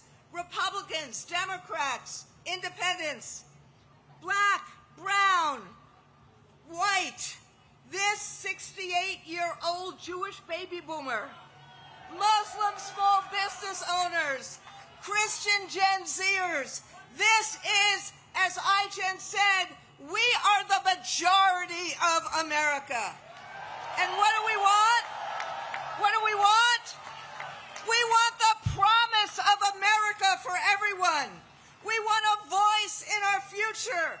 We are standing up in peaceful, patriotic protest, just like our founders called out. No thrones, no crowns, no kings. We are standing up because we don't want our streets militarized. We don't want our neighbors disappeared by masked Asians. We don't want our colleges forced to sign loyalty oaths. We don't want, what? We don't want public officials arrested on trumped-up political charges. And, this is a little different, we want our federal government to fix the health care crisis that was created by the big ugly bill Republicans passed in July. We want a president who will keep health care premiums down, bring down the cost of groceries and housing, strengthen public schools, make college affordable, and embrace workers' rights. Again, what is radical about any of that? Exactly. We want the president to spend his time solving our country's problems, not settling scores with political opponents. We want a future that is based on fairness and justice and the rule of law, not chaos, corruption, or cruelty. So, I'm going to end with a couple of labor slogans here. Because, my friends, we are in an existential fight.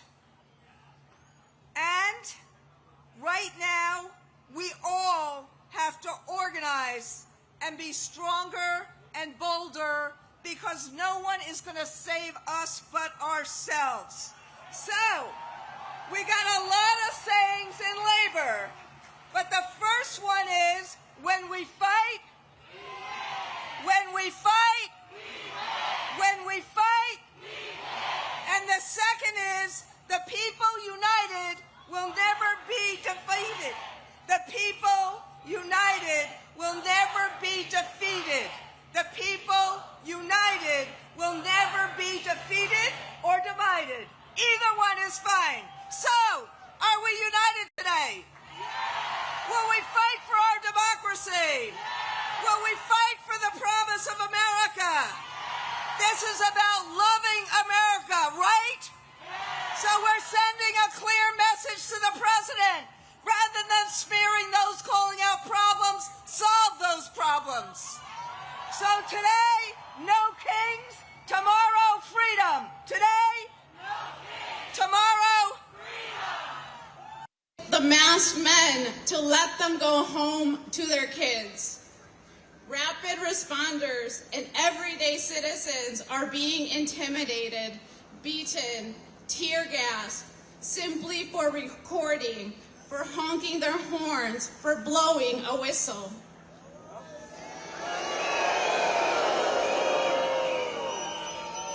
Our families, our dreams, the immigrant spirit to, despite all odds, make a better future for the next generation. It may feel like it is being crushed, but I am a dreamer.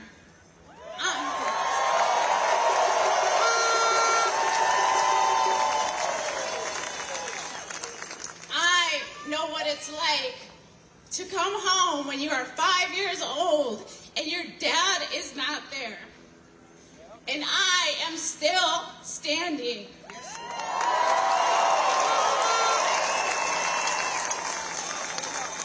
And I am prouder than ever to be an immigrant. And I commit to continue to fight, but I need your help.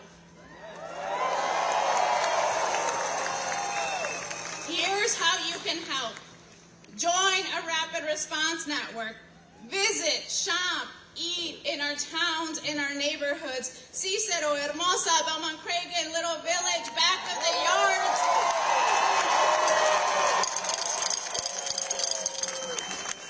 Elgin, Waukegan, Aurora.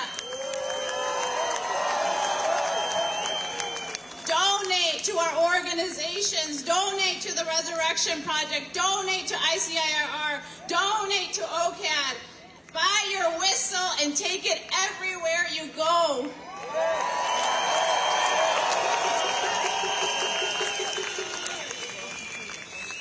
All of this will help, but we need it to stop. We need more than help. We need this to stop. So I am asking you to help us. Share the videos on social media. Make sure the world knows what is happening. Call your members of Congress and tell them this has to stop. Talk to your family who voted for Trump and tell them to call their members of Congress. Tell your boss, tell the companies you work for to take action and say this has to stop.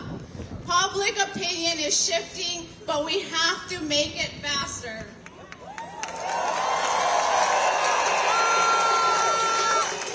So now, I have a favor to ask.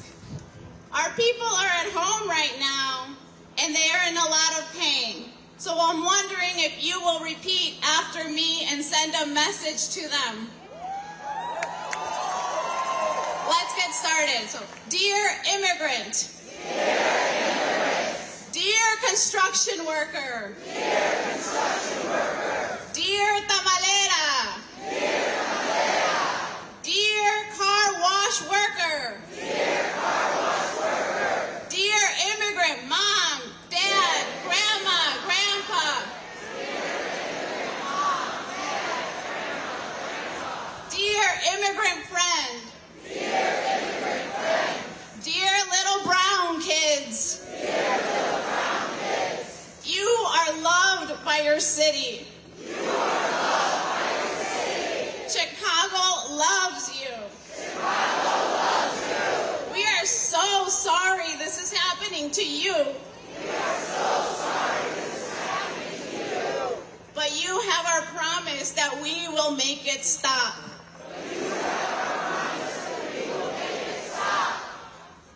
Inmigrantes, Proyecto Resurrección está con ustedes.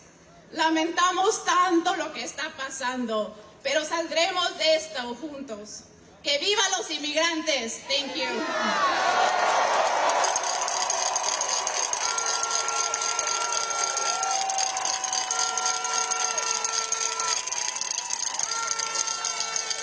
Thank you, Erendira. Our next speaker has been working to protect all Chicagoans. He has signed executive orders to resist these attacks and these unlawful attacks from the federal government. Please join me in welcoming the mayor of the great city of Chicago, Mayor Brandon Johnson.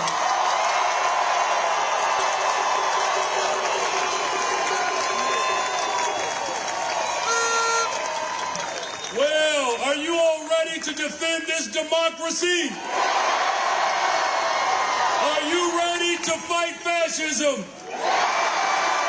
Are you prepared to destroy authoritarianism once and for all?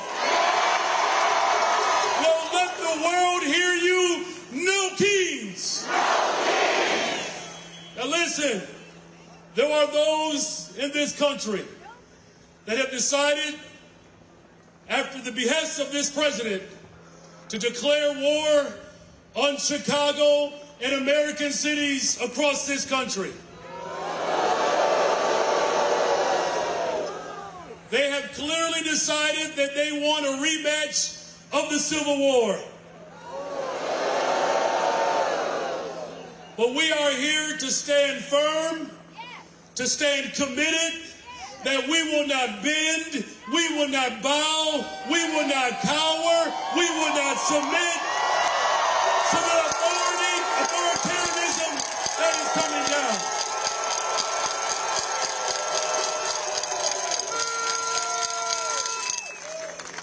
I want to make this point emphatically clear, that the attempt to divide and conquer this nation will not prevail, because when the people are united, justice always prevails.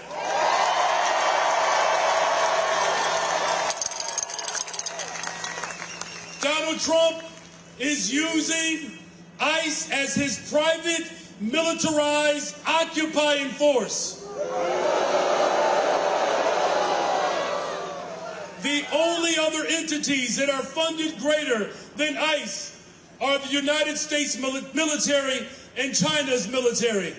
But we are saying emphatically clear, we do not want troops in our city. We will not allow our cities to be occupied.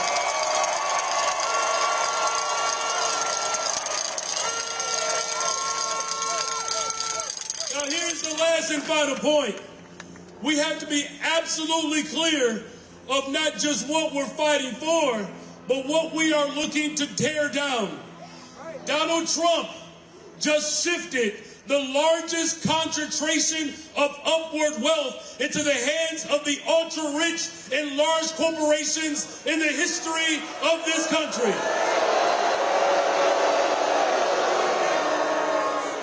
This is a fight for working people across this country and across this globe to stand up to billionaires in the interest of corporations.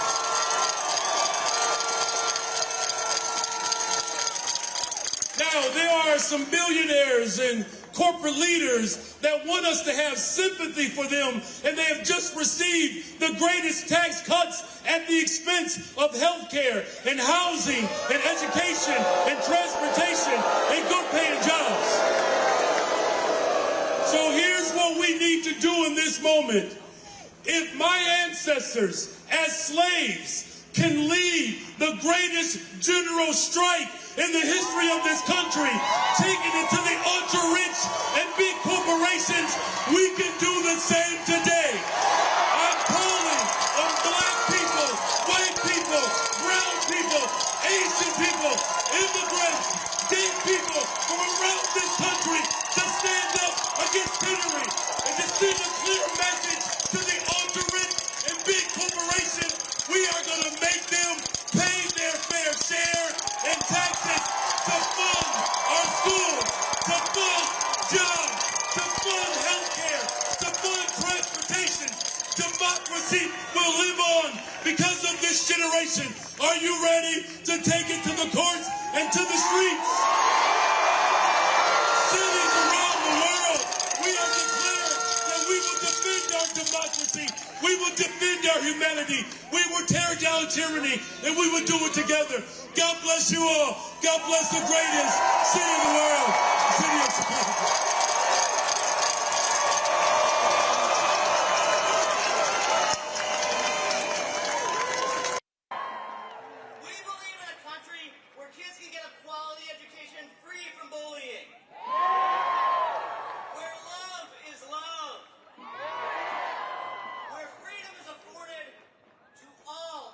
Reserved for the wealthy few.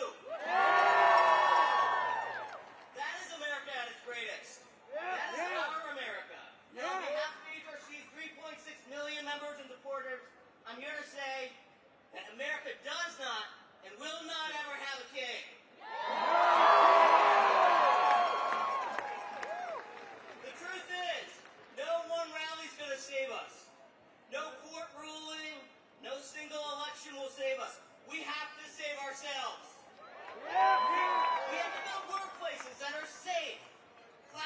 that are welcoming.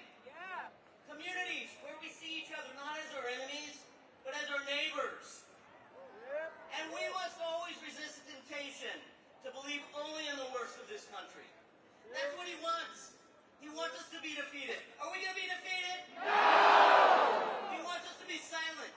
Are we going to be silent? No! He wants us to be scared. Are we scared? No! You know, we have the power to build a better tomorrow. LGBTQ+ people, we live in every zip code and are from every background. We were born here and we immigrated here. We come from red families and from blue families. And we are here to say that this is our America too. No one knows that better than my friend and a tireless public servant who's on stage with me today. A true patriot who knows the cost of freedom. I'm proud to pass the mic to former Assistant Secretary of Defense for Readiness and our HRC board member, Sean Skelly.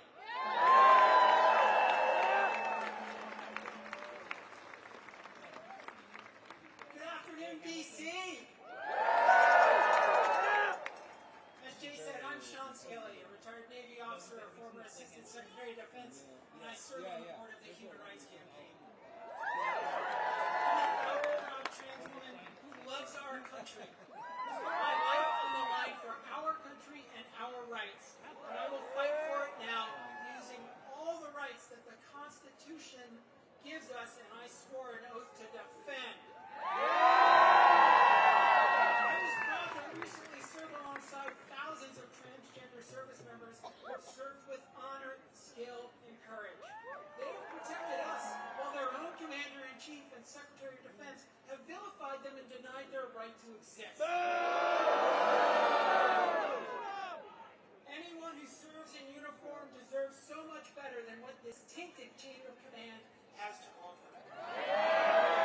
This administration targets these brave Americans because of its wanton campaign to drive me and all of my transgender brothers and sisters out of our country, out of our society, out of the protection of our laws, and into some dark, dangerous corner that they are inventing. This wannabe autocrat can't allow transgender Americans to serve honorably and successfully in our military, which is the highest regarded institution in America, when they have chosen all transgender Americans, already some of the most at-risk and vulnerable people in this country, to be their autocratic other. The people to be feared, scorned, and blamed because of their shameless lies, hateful lies that they tell about the danger that trans people supposedly bring to our society, and somehow upset the utopia that the dear leader promised us is around every corner. The American people respect those who put on their uniform, who protect them, and serve at the risk of their lives for people we don't even know. We're here today because generations of Americans have bet their lives and their families' future on the promise of a more perfect union. The oath I took 10 times over 35 years of service in uniform and as a civilian means to every person who ever took it in good faith, and I'm going to quote the former chairman of the Joint Chiefs of Staff, Mark Milley, we don't take an oath to a king or a queen or to a tyrant or dictator. We don't take an oath to a wannabe dictator. We don't take an oath to an individual. We take an oath to the Constitution. Your lives and lives are protected. To put it simply, no kings. No kings. We demand justice for our transgender service members. We demand justice and civil rights for every transgender American. We demand justice and democracy for every single American. No kings. Thank you.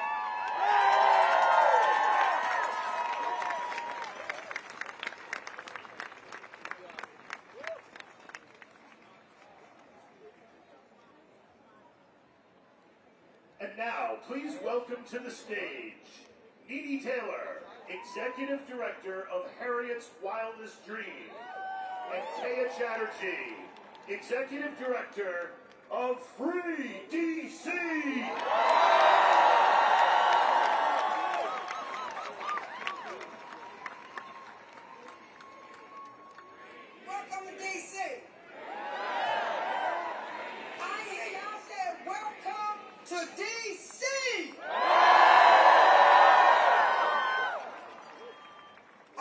tell I'm the co-founder and executive director of Hers Wildest Dreams, named after our ancestor Harriet Tubman.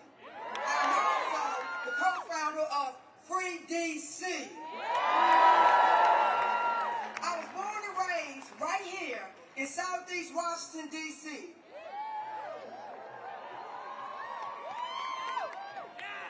As many of you know, we are in a state of grief for the loss of our freedom fighter, Assata Shakur.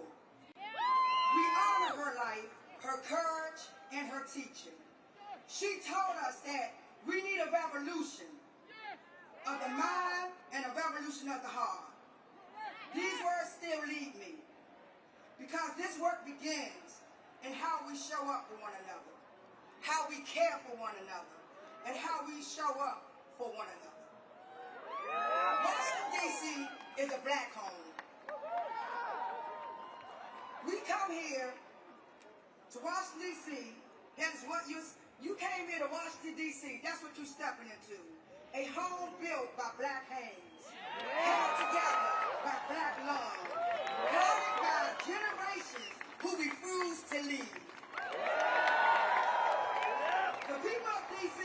have been teaching, protecting, and fighting for this city long before most of you start paying attention. We have been living and breathing the consequences of racist policies, displacement, and over-policing since post-Civil War. We have been demanding and calling for D.C. to become a state. We need D.C. statehood now. D.C. statehood now. D.C. statehood now. On Monday, our freedom marchers were up at the D.C. courts until the cell block closed 2 o'clock in the morning. They were watching hearing after hearing after hearing of our neighbors being kidnapped over the weekend. We also have 300,000 black women who have been fired in the last few months. Most of those are federal workers right here in the district. And we just listened to lawyers argue at the Supreme Court that fixing the system to make it fair for black people somehow harms white people. This is what we are up against. This is what we are up against. Black people's freedom is being threatened by a failing democracy and has been punched by white fragile supremacy. Here in D.C., we have been organizing, protecting, and building long before cameras arrived. If you want to help, listen to those who have been doing this work before Trump became in office, before all of this came to play. Listen to the ones that's been on the ground ever since 400 years ago. I see all of you right here, and y'all see me. All of the applauses, and yet, when you all call to meet, when I call you to meet impacted black people, where will you be? Ask yourself, where will you be? When our movements need funding, where will you be? When you are invited to teach, to share your skills, to support, strategize, and to defend black people in public, where will you be? Solidarity is measured by what you do when you are called forward. Community is responsibility, structure, and work. It's both the noun and the verb. It's the people and it's the people in motion. It's how we build safety for each other. It's how we keep us safe. Who keep us safe? We do. Who keep us safe? We do. Black people have been carrying the moral weight of this world for generations. We have stood in the gap for every fight against oppression, from Palestine to right here in D.C. Because we believe everyone deserves to be free. We are not free until all of us are free. Assata Shakur taught me once again, weapons of mass destruction and weapons of mass love. She said it's not enough to change the system, we must change ourselves. Climate change requires that we hold the line for one another. Yes. Protest black people in public and in private. I see you. I see your faces, just like you see mine. Will you tomorrow? Where I see you tomorrow? Where I see you next month? Yes. When more of our rights are being stripped, and when more of our black bodies are put in cages. Don't watch from the shadows. I charge you. I charge you to be on the front lines. I charge you to fight. And we will not end with this, because the day won't end with this stage, when the stage come down, and the cameras leave, and you return home. The fight for our collective liberation is not contained to this presidio of the media attention today. Free the land, to free the people, and free us all, and free D.C. Free D.C. Free D.C. Free D.C. Free D.C.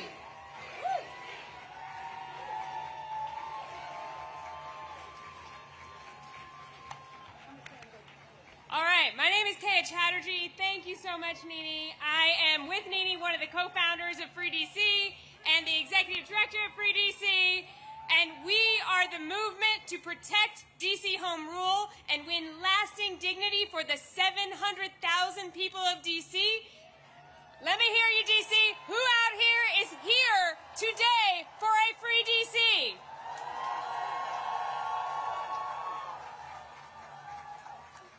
So DC needs to be free because what we are doing here today, right now, would not be possible otherwise. This president wants to silence dissent. He wants to silence protest. He wants to do that everywhere, and we saw him try to do that this week. President Trump and his allies lied about this very event that we are attending right now. He tried to get us all to stay away from here. But did we do that? Our right to protest is important everywhere, really it is, but there is nowhere that it is more important than here, in the capital of the country. We know what authoritarian rulers do. Authoritarians, they try to prevent dissent in the capital. They want to control capitals. They have tried to control capitals through the history of time and space because controlling a capital is a way to control a nation and a way to prevent the transfer of power. This president is no different from those authoritarians, and we saw that on January 6th, right? We saw that. And this president started attacking D.C. again the day he took office again. Today, we are in our third month of military occupation by armed forces from multiple other states in D.C. There are gangs of federal agents who are attacking our communities. And we've heard from so many people today that they've attacked our unhoused neighbors. They've attacked our immigrant neighbors. They've attacked black and brown neighbors. They've attacked our cultural institutions. They've attacked thousands of people who serve as federal workers. They've tried to take over our local police department. They put a disgraced Fox News host in charge of our local prosecutions. And on top of that, their allies in Congress are trying to pass dozens of bills, more than 24 budget riders that take away basic rights from the people who live in the capital of this country. This president is trying to instill fear among the people here. Exactly. Exactly. We won't let him. We know better than that. We know better than that. We know what to do, right? We know what to do. The people of D.C. are joyful. If you could see what I see right now, you would see an amazing crowd all the way back to the White House full of joy. The people of D.C. are powerful. We are going to use that power. We have what it takes here in D.C., not just to resist this tyrant, but to actually take him out of power and win. And I want to say, I'm not just talking about voting. I'm not just talking about attending rallies. I'm talking about organizing now like our lives depend on it. I'm not just talking about voting. I'm not just talking about attending rallies. I'm talking about organizing now like our lives depend on it. When we act collectively, if you could see the number of people here, plus think of all the people in all the other cities. When we act collectively, we have so much more power than we realize. We have power as consumers. We can choose to either fuel the companies that are profiting off of our oppression, or we can starve those companies. We have power as jurors. We have seen that these indictments they are trying to get, they are failing, right? Our people understand the assignment. We see that this administration's charges are unjust. We have power as taxpayers. We are all right now collectively funding this regime, and we have the power to slow that down, right? We know what's on our license plate here in D.C. What's it say? That's right. And we have power as community members. We can engage in our sacred duty to protect one another, to support one another in solidarity, and to reject this cruelty agenda that we're seeing unfold. And if those are things that you want to be a part of and you aren't already, come find the Free DC action tents. They're over to the right. I know it's like so crowded you can't even see where I'm waving here, but they're in John Marshall Park over to the right, and you can join the effort and the power it takes to win. We're also at freedcproject.org. What we have seen over the last 10 months is that every single time they attack us, if we respond, we grow stronger. Every time they attack us, we grow more united, we grow our people, and we grow our resolve, and we learn what it takes to take them down. We're building unity, we're building power, and we are going to demand full power over our local money, our DC National Guard, our local laws, and ultimately, yes, we will be admitted as the 51st state of the United States of America. It is not going to be Canada. It's not going to be Greenland. It's going to be D.C. And our entire national democracy will always be at risk until that happens, until we actually protect the capital of this country. And that means that everyone across this country needs a free D.C. From Ward 1 to Ward 8. From Los Angeles to Chicago, from Memphis to Portland, we are more united now than we have ever been. We are united against deploying the military against our people. We are united against attacks on our democracy, and we are united against this agenda of cruelty that we are seeing unfold before our eyes. Together, we, the people here today, and all our friends we organize, we're going to bring it to an end. Free D.C.! Free D.C! Free D.C! Free D.C! Free D.C! Free D.C!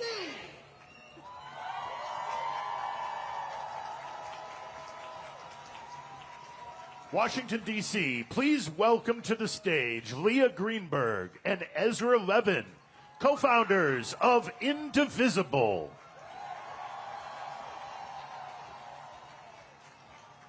Hi, everyone. It's great to be here with you today. I'm Leah. Hey, I'm Leah's husband. And we are the co-founders of Indivisible. We support a movement of thousands of local indivisible groups organizing in every state of the country. These are regular people who understand that saving our democracy is too important to be left to the politicians, and it's going to take all of us. Woo. Now, I've got a question for you. How many kings do we have in America? That's right. We are in the middle of a sprint by Donald Trump, Stephen Miller, their MAGA cronies, to consolidate power and bully American society into submission. They have come for corporations and billionaires, for law firms and universities, for media and civil society. They are ripping families apart, and they are shredding our Constitution while they line their pockets in the biggest heist of all time. And the way they do it is they go on the attack. They make demands. They claim powers they don't have. they bully, and they threaten to retaliate, and they see if anyone will push back. And if nobody pushes back, they win, and then they go on to the next attack. They are doing everything they can to convince us that they are all powerful, that they are inevitable, that they will win. And I need you to hear me. It's a lie. Woo! It's always been a lie. And the greatest danger we face is not Trump. It is how we, as a society, respond to this bullying, to this chilling effect. If we preemptively obey, if we shrink back, if we make ourselves small, if we do what they want in advance. Now we saw them try this play this week. Mike Johnson, Stephen Miller, their cronies on Fox News. They have spent the last week on the attack against No Kings, smearing all of us as anti-American. They tried to scare us out of gathering here today. And I've got a question for you. Are we afraid? No! Did they scare us off? No! Are we going to back down now? No! That's right, because what we are doing here today is as American as apple pie. We are standing up for our rights. We are standing up for our neighbors. We are here because we understand.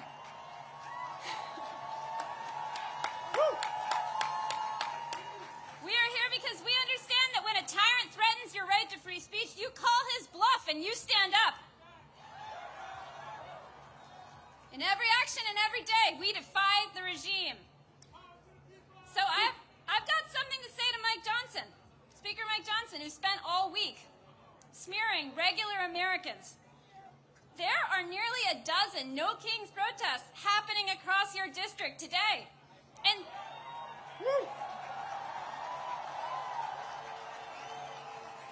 since you've not been doing your job for over a month now, I bet you've got time to stop by.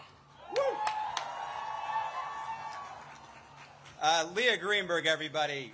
My God. Look, Leah is my spouse. She's my partner. She's the co-executive director of Indivisible. She's the real strategic brains behind Indivisible. We are indebted to her for her strategic vision. I'm biased, but I think we all agree. Look, I'm just here to tell a story. And I think it's important for us to tell the story of these First Amendment rights that Leah is talking about. And this story I want to tell is about the first No Kings Day. Who here was at the first No Kings Day? Whoa. No, I don't think y'all were there. This was a quarter of a millennia ago. This was 250 years ago, 1775. They called it the Continental Congress. They didn't have the branding we did. But it was the first No Kings Day protest. What they did, they brought themselves together in opposition to this would-be monarchical ruler who was steamrolling the American public. He was occupying and invading American cities. He was terrorizing American communities. He was picking out his favorites and persecuting his political enemies. He didn't believe in democracy at all. Can you imagine? Can you imagine such a ruler over America? It was bleak. It was bleak. So what did our fellow Americans do? They put together a No Kings rally to give us a constitution. That's what they did. That's our history. Whose history? Whose history? Whose history? Look, this is a big experiment in self-government, a government of, by, and for the people. Nobody here is under the illusion that this was a perfect union. That's not what we created. This was a compromise of rich men, of white men, of slaveholding men. But this imperfect union that they put together, it also gave us some fundamental rights to make it more perfect.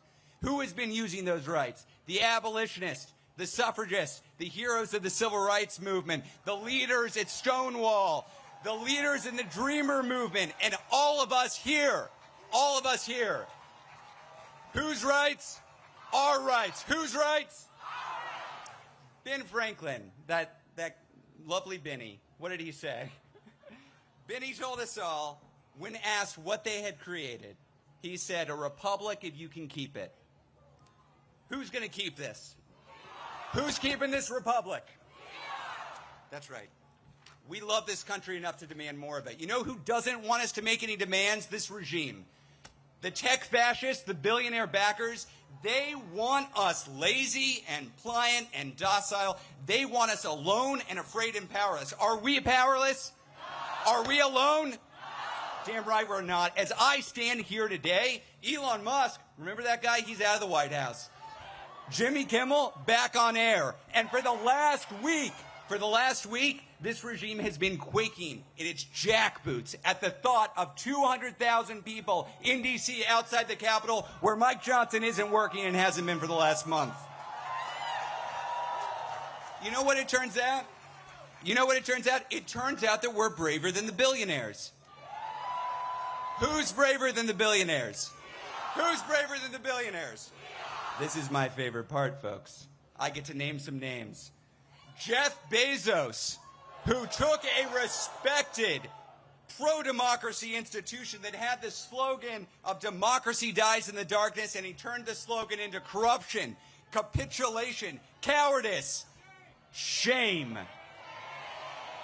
Respected pro-democracy institution that had the slogan of democracy dies in the darkness, and he turned the slogan into corruption, capitulation, cowardice, shame.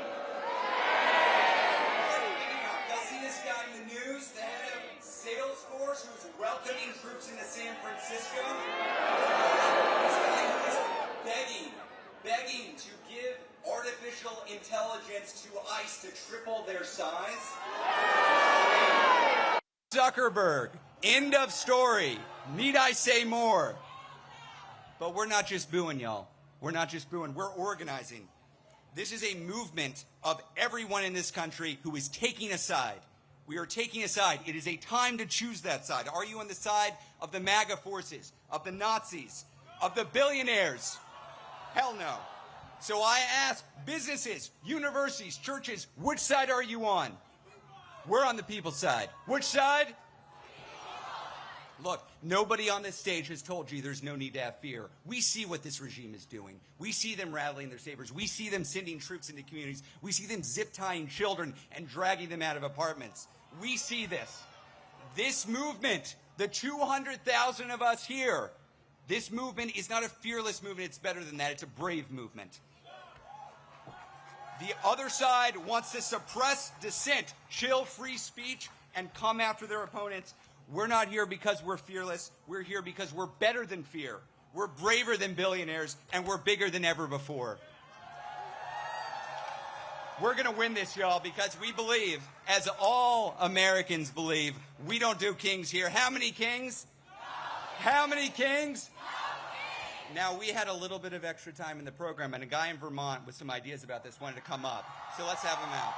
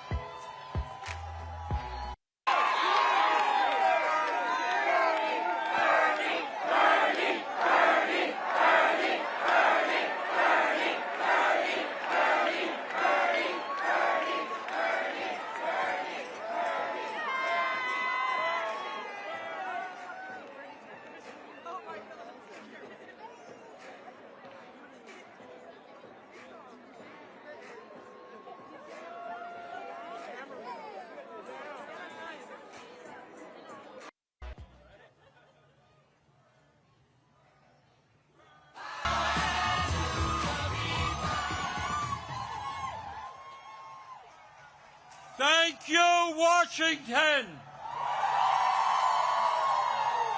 Thank you, Indivisible. Thank you to the millions of Americans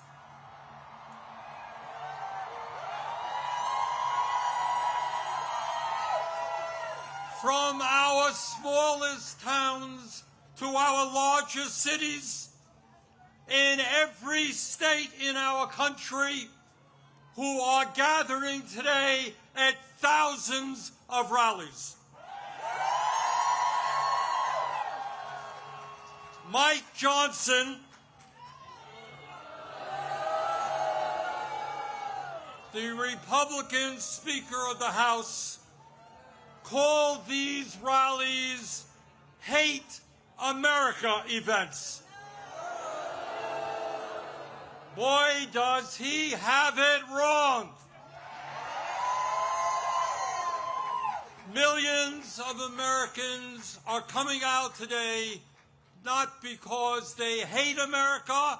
We're here because we love America.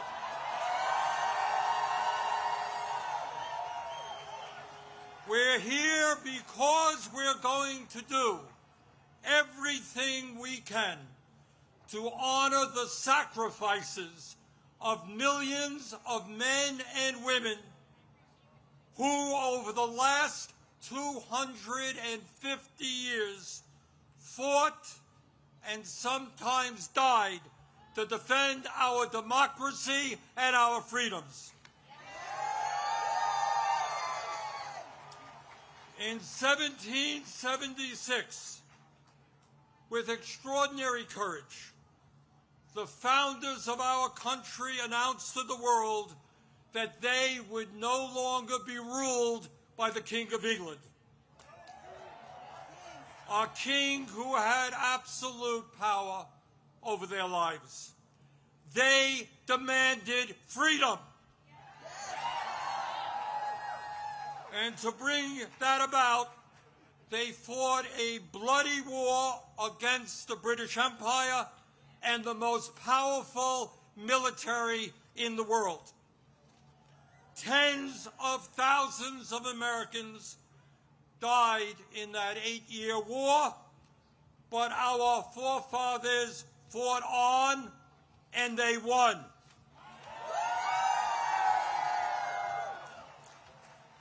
And in 1789, after winning that war, they did something extraordinary. They established the first democratic form of government in modern history. They said loudly and boldly to the entire world, no more kings. In America, they said, we the people will rule. And today,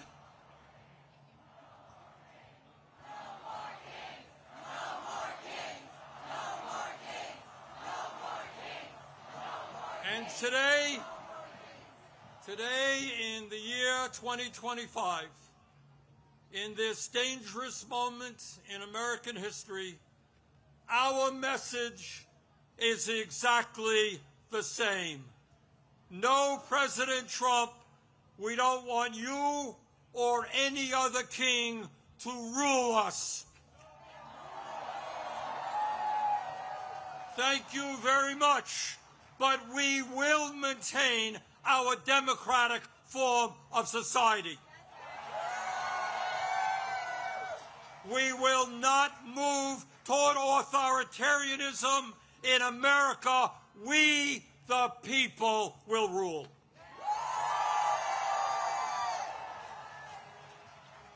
When he was sworn in as the nation's first president, George Washington called this attempt at self-government, quote, an experiment entrusted to the hands of the American people, end quote.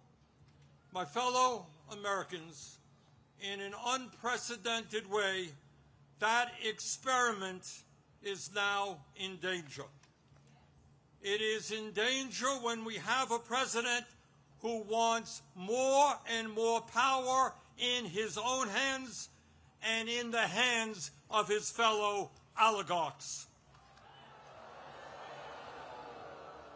It is in danger when we have a president who claims that peaceful protests in Portland, Oregon, or Chicago, Illinois, is an insurrection,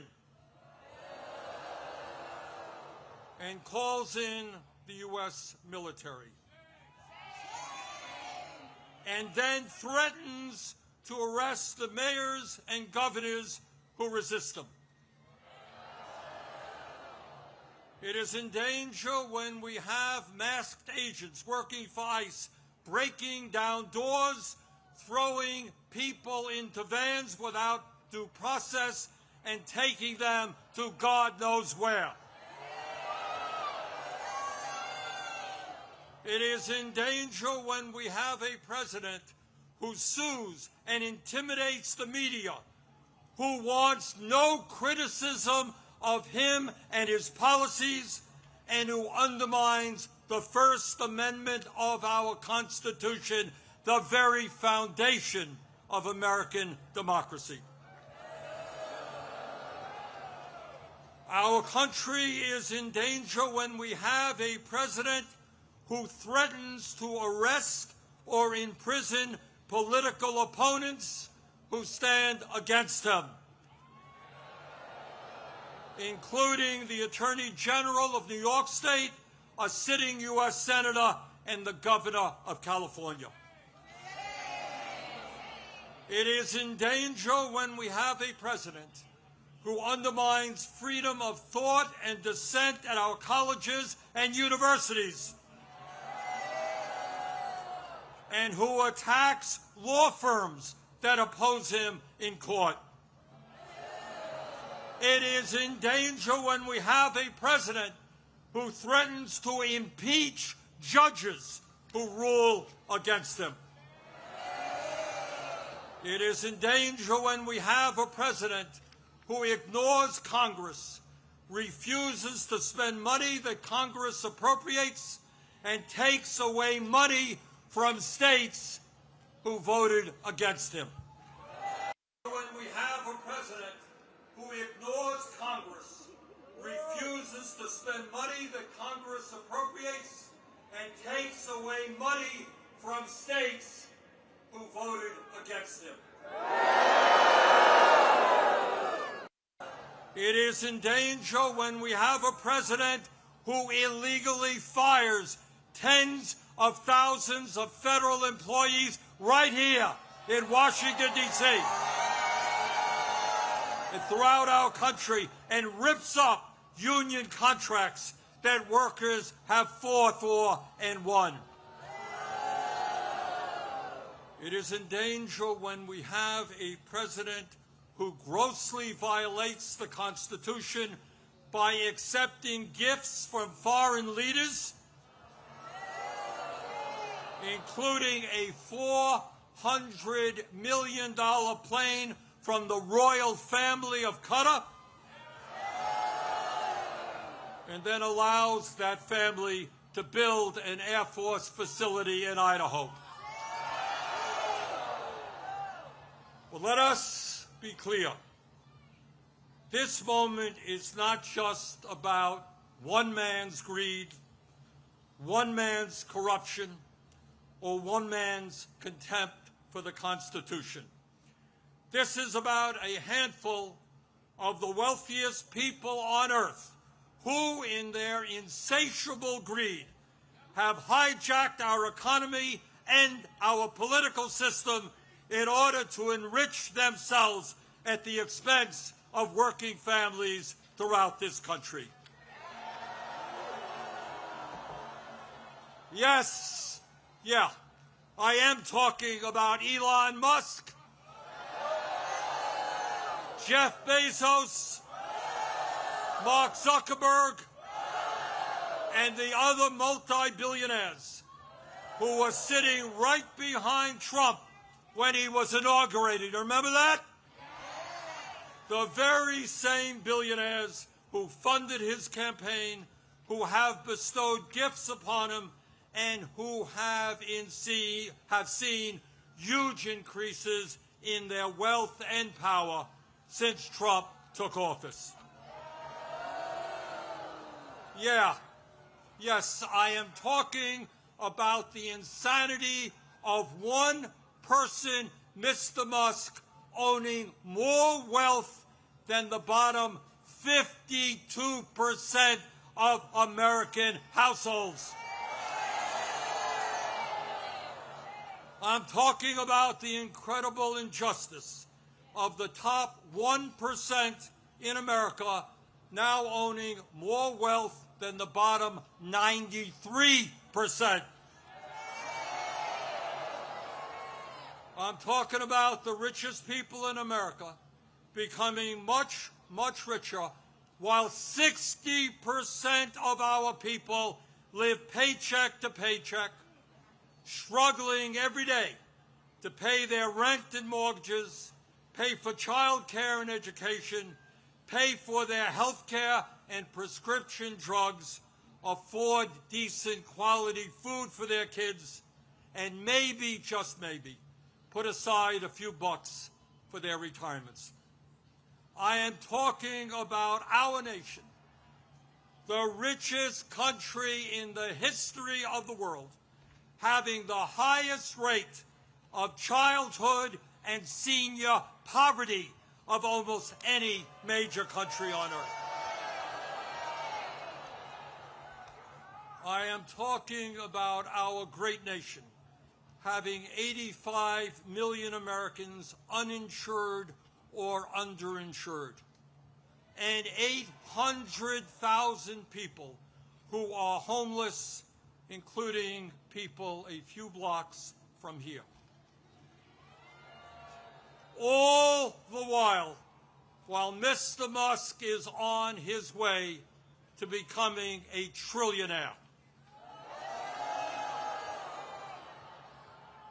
I am talking about the incredible danger of the richest people in this country pouring hundreds of billions of dollars into artificial intelligence and robotics, which in the next decade will decimate tens of millions of jobs for the American working class.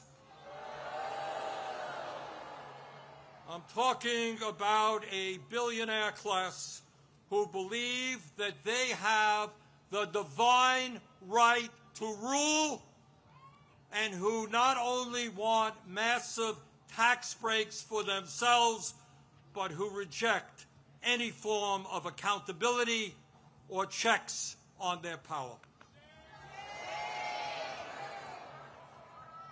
My fellow Americans, we rejected the divine right of kings in the 1770s. We will not accept the divine right of oligarchs today.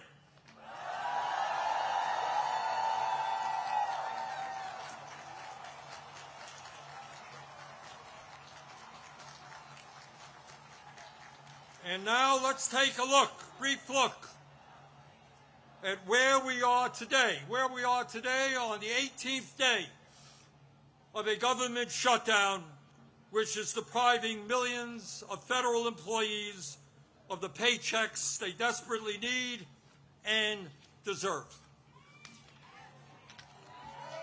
Let me cut to the chase and tell you exactly what this shutdown is all about. As a result of Trump's big, beautiful, disgraceful bill, which made massive cuts to Medicaid and the Affordable Care Act, 15 million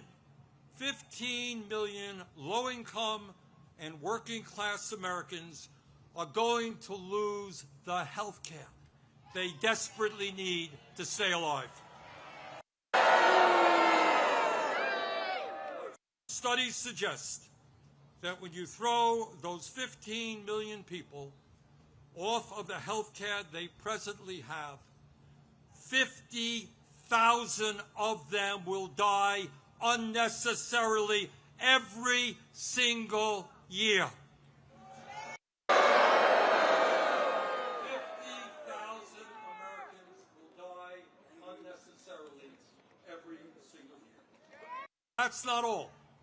As a result of that same terrible piece of legislation, over 20 million Americans are going to see, on average, a doubling of their health insurance premiums through the Affordable Care Act. In my state of Vermont, just the other day, people received notices from insurance companies that their health care premiums in some cases would triple or quadruple. And that is going on all over the country. At a time when we already pay, by far, the highest prices in the world for health care, millions of Americans are going to see outrageous increases in their health care premiums, which they cannot afford. And why is that happening?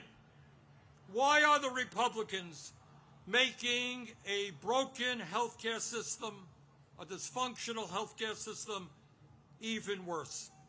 Why are they bringing our health care system to the verge of collapse? We all know the answer. We all know the answer. It was to give $1 trillion in tax breaks to Mr. Musk, Mr. Bezos, Mr. Zuckerberg, Mr. Ellison, and the rest of the 1%.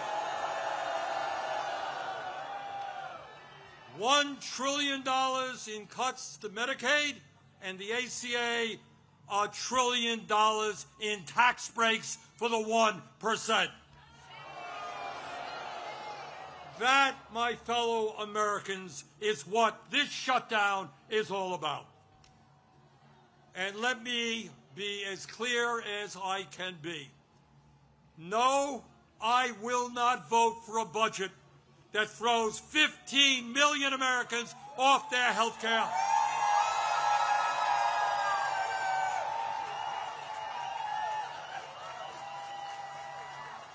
No, I will not vote for a budget that doubles premiums for 20 million Americans. No, I will not vote for a budget that forces nursing homes, rural hospitals, community health centers to lay off staff and close their doors throughout this country. All to give huge tax breaks to the billionaire class. So today, right now, I say to my Republican colleagues, come back from your month-long vacation.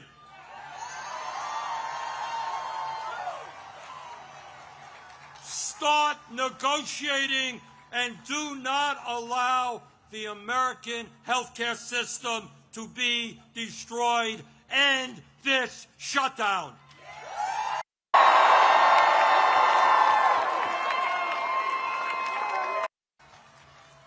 My fellow Americans, we are the greatest country in the history of the world. And when we stand together and don't allow demagogues to divide us up, there is nothing that we cannot accomplish. Yes, we can create a vibrant democracy by ending Citizens United and not allowing billionaires to buy elections. Yes, we can join the rest of the industrialized world and guarantee health care to every man, woman, and child as a human right. Yes, we can build millions of units of low-income and affordable housing and allow our younger generation to enjoy the American dream and own a home of their own.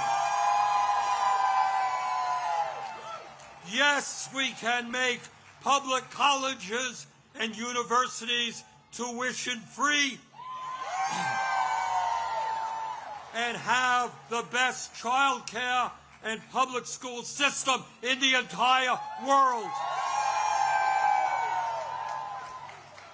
Yes, we can expand Social Security so that every senior in our country can retire with dignity.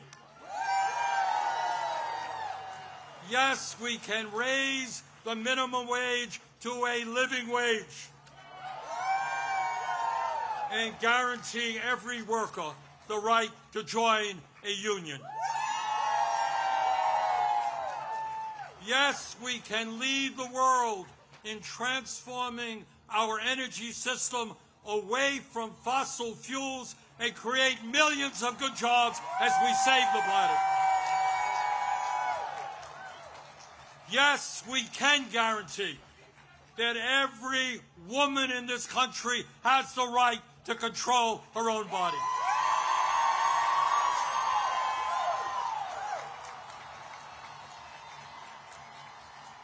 Yes, we can have a foreign policy that guarantees that never again will American taxpayer dollars be used to starve children in Gaza or any place else.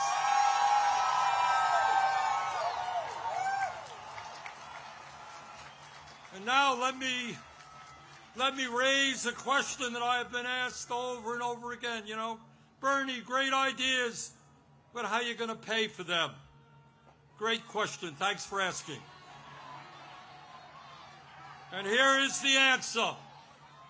At a time when the wealthiest people in America have never, ever had it so good, at a time when billionaires are paying an effective tax rate lower than a truck driver or a nurse, yes, the top 1% and large profitable corporations will pay their fair share in taxes.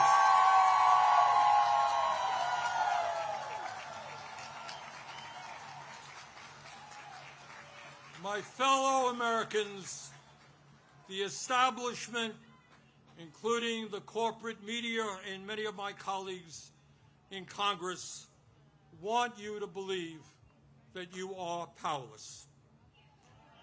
They want you to believe that you cannot change the status quo.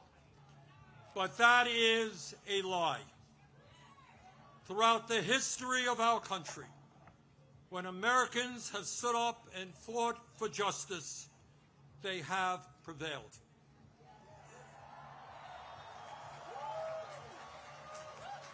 When the founders stood up to King George, they were told it was impossible, but they won. When abolitionists fought to end slavery, they were told it was impossible, but they won. When workers organized to form unions and stood up to their bosses, they were told it was impossible, but they won. When women demanded the right to vote, they were told it was impossible, but they won. When black Americans fought to end segregation, they were told it was impossible, but they won. When the LGBT community stood up for their rights, they were told it was impossible, but they won. Brothers and sisters, they did it then, we can and will do it now. And how do I know that we will succeed? Take a look at this huge crowd right here in our nation's capital. It's not just here, as I understand it. Today, October 18th, 2025, there are more people out on the streets in more communities all over our country than we have ever seen in American history.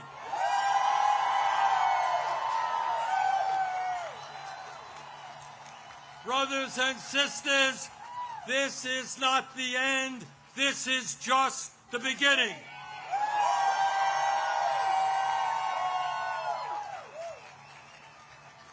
Together, when we stand united, when we don't allow Trump or anybody else to divide us up by the color of our skin or where we were born or our sexual orientation, when we stand together, we will create the kind of nation that you and I know we can become.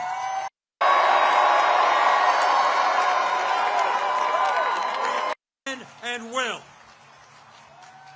create a nation devoted to freedom, justice, and democracy. Thank you all very much.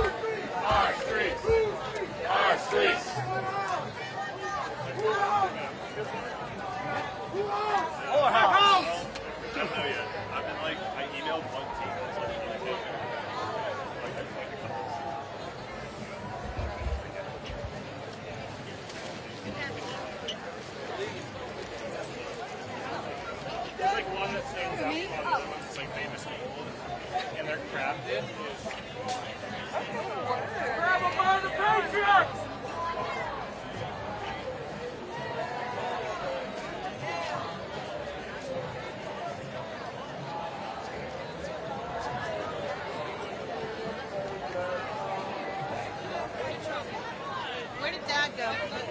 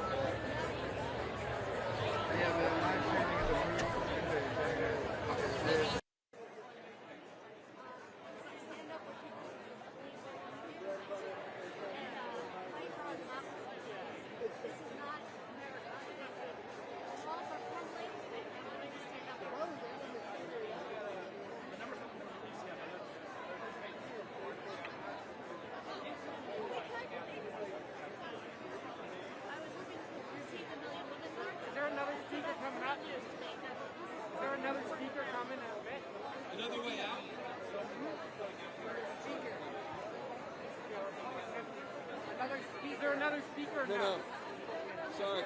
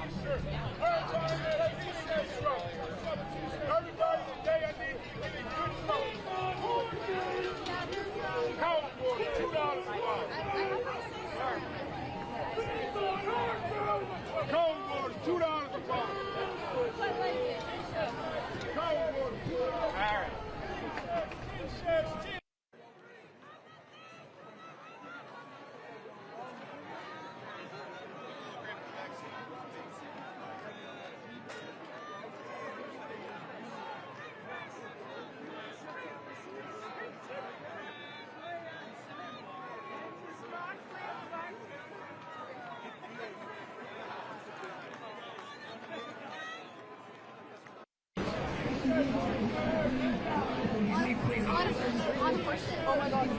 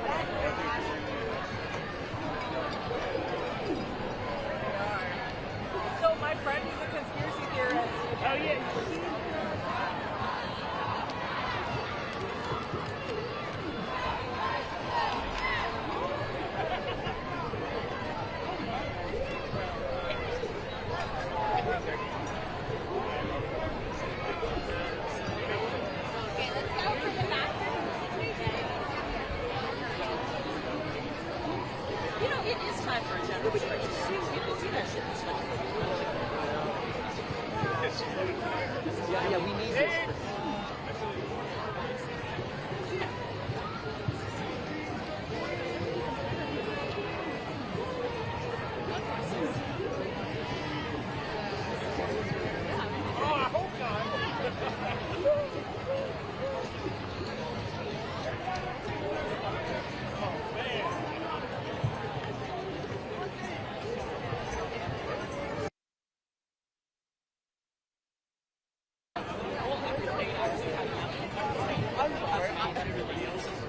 Including DC.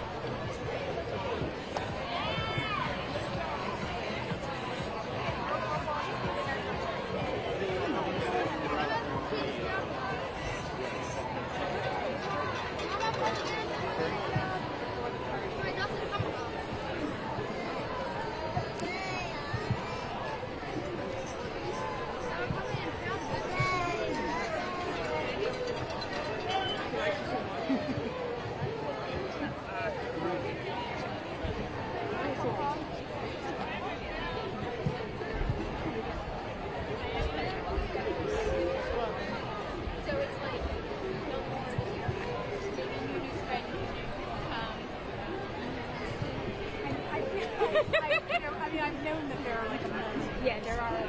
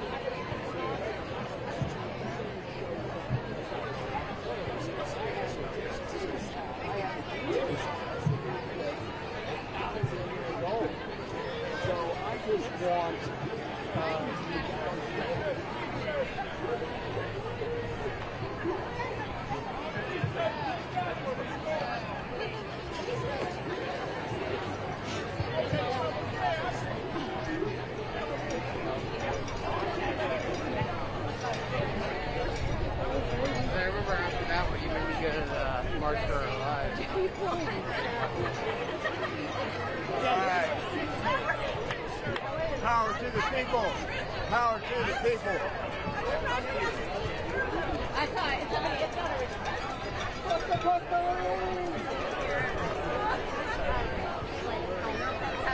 on the metro, and they were like across from me, and I like held up my sign. They'd be so excited about quad or whatever.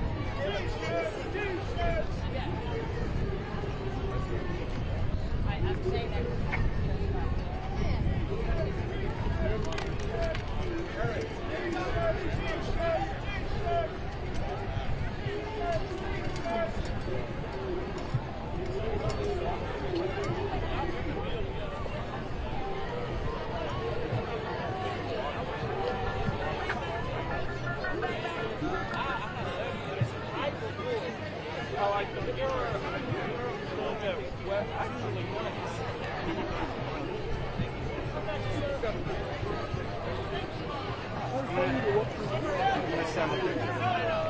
I keep using the phone like I keep trying everyone. I just wonder if you would be like, oh look.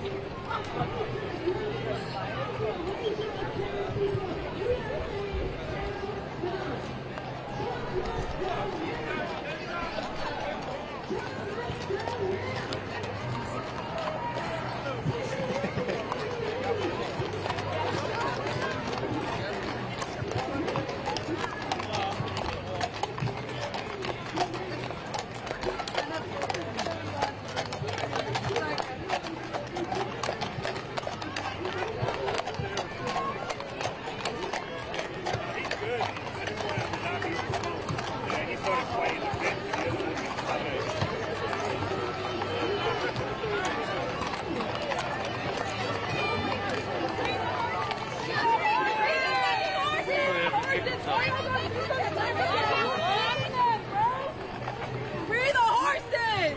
They didn't deserve that! They don't deserve to be kicked by all with metal! Free the horses! Free the horses. Okay. Could you imagine?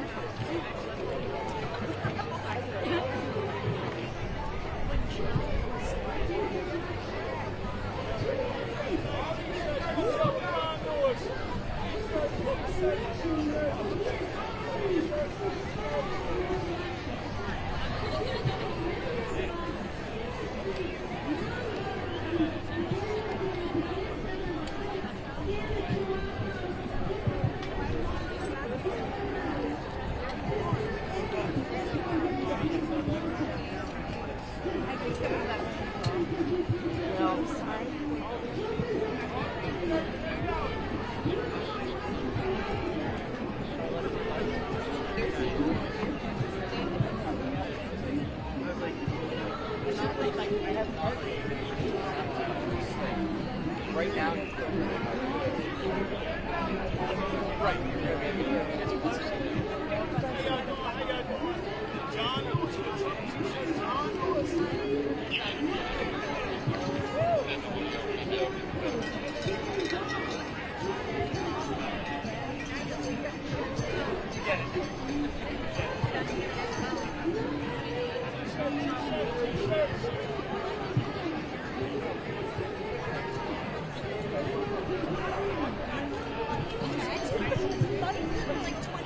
What?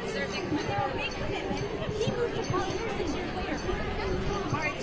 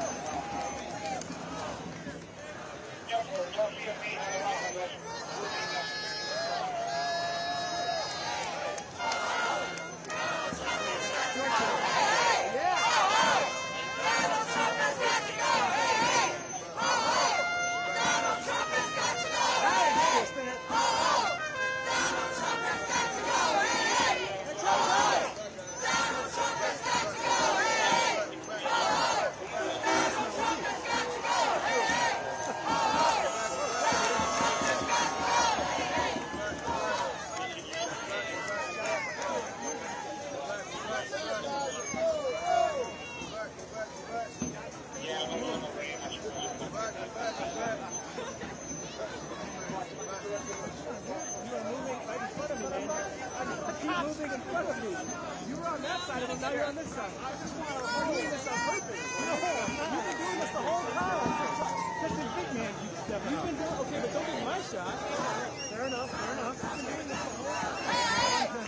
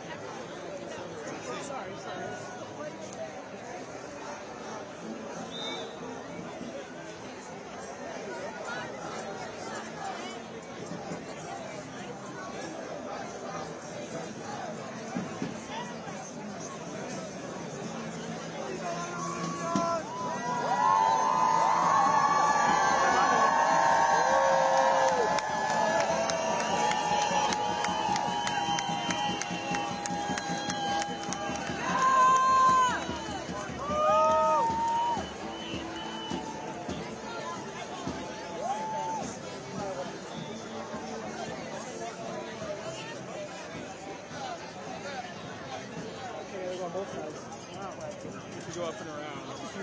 Oh, this is the side they don't care about. They're not protecting these people.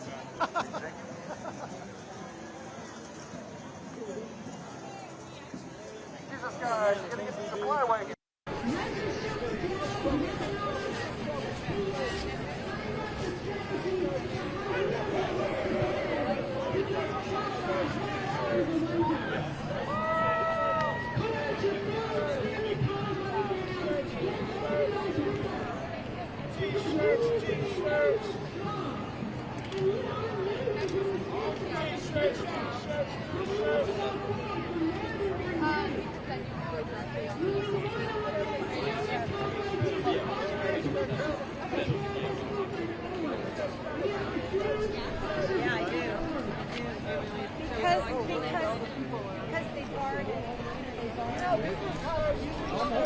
That's okay. That's why they're wearing the costume.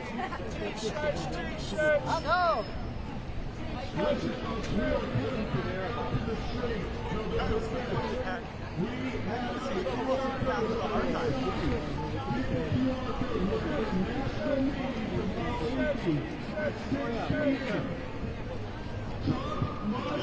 I got that. I got that with this camera. Good. So, you know, it's on the ground. Rolled up. I think once before. Did you ever look at the White House?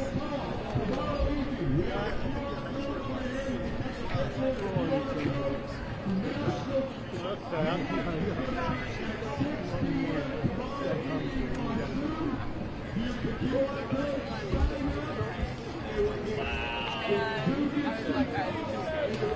was like talking to them. It felt like I was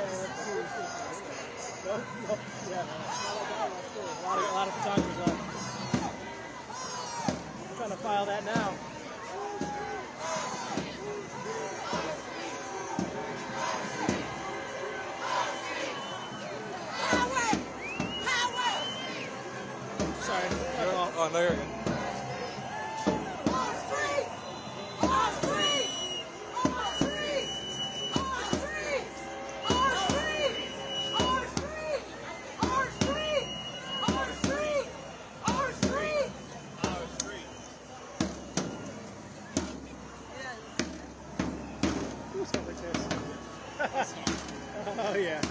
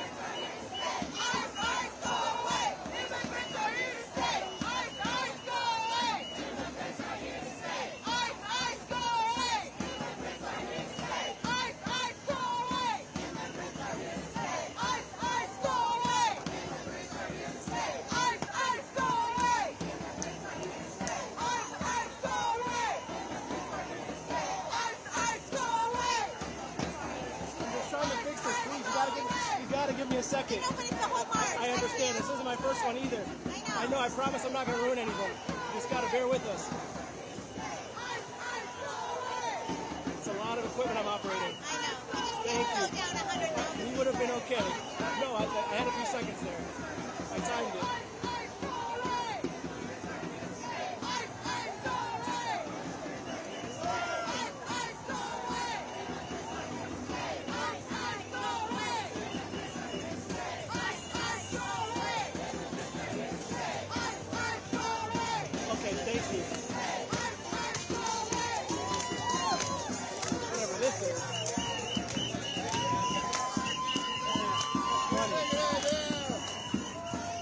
Sorry.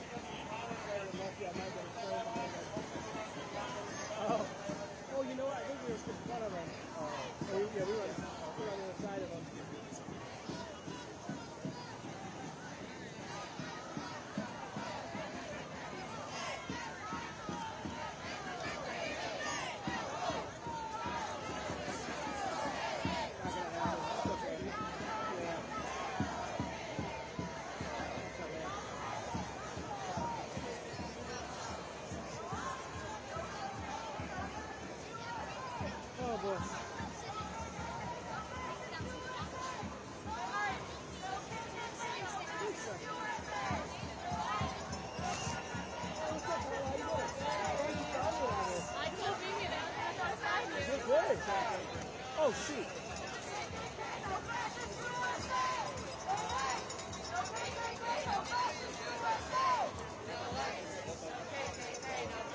Crazy how that happened right when I was distracted. Oh, well. Oh, it's because they're merging. West side. Yeah, pick a side. This would be, there's no room on either. I think you're right. This is the less, seems like the less going. Less to go over here.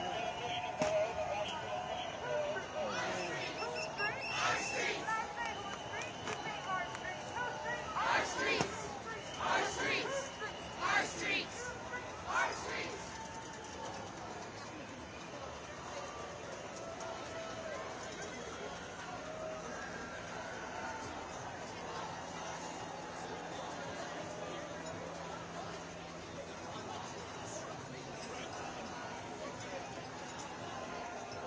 Behind us, almost two.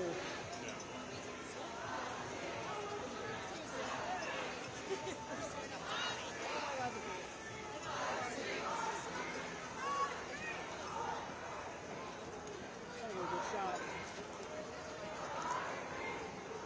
That might work for Lisa.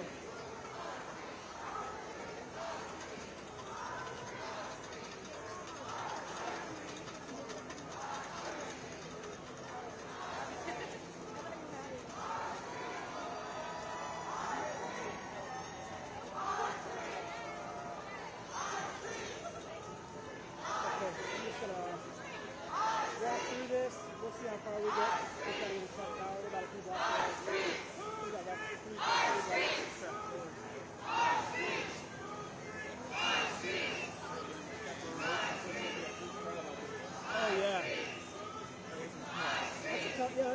a hard, I mean, that was a battle. I thought it was really nice, but man. I was tired before we even started. I really got to get back in the place.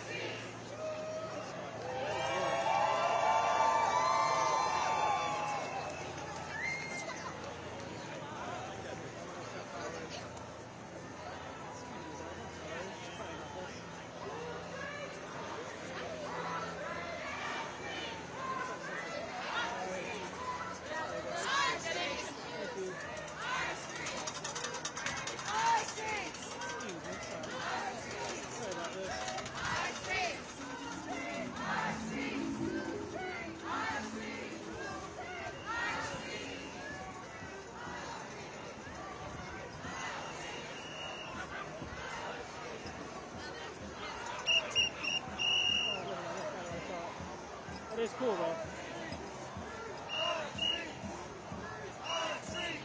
What's up, man?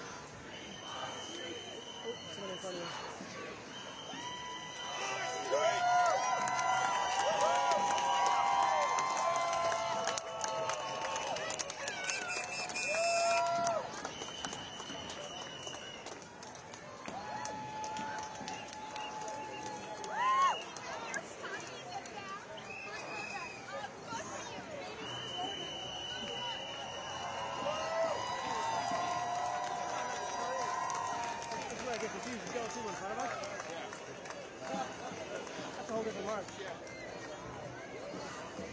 We're both sides of this one. That's something else. Wow, there's a lot of people. There's a lot of people here. This is a nightmare for us.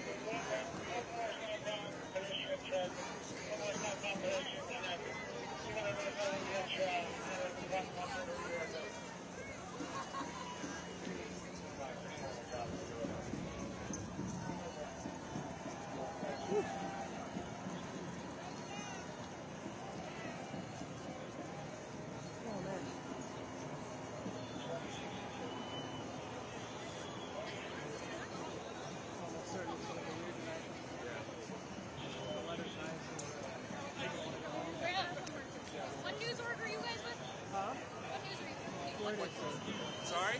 Reuters. Okay, awesome. You're lawyers?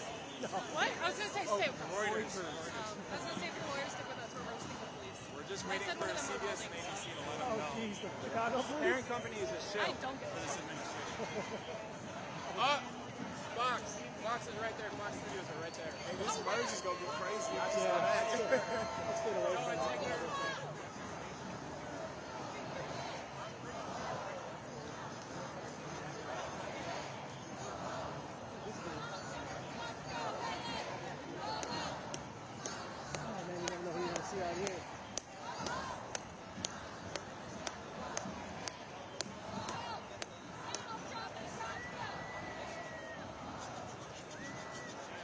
Okay, I think we can take like 5 seconds. Woo! That's actually. That's literally around this corner. Hey, way more than that. Yeah. Okay, here we go.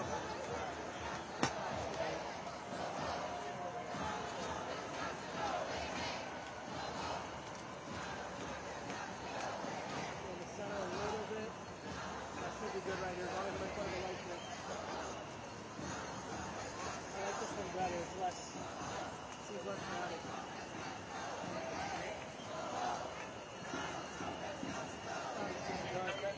It got darker over here with the buildings.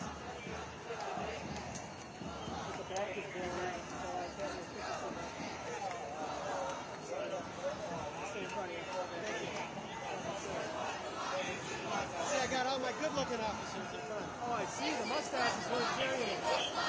That's the Ted.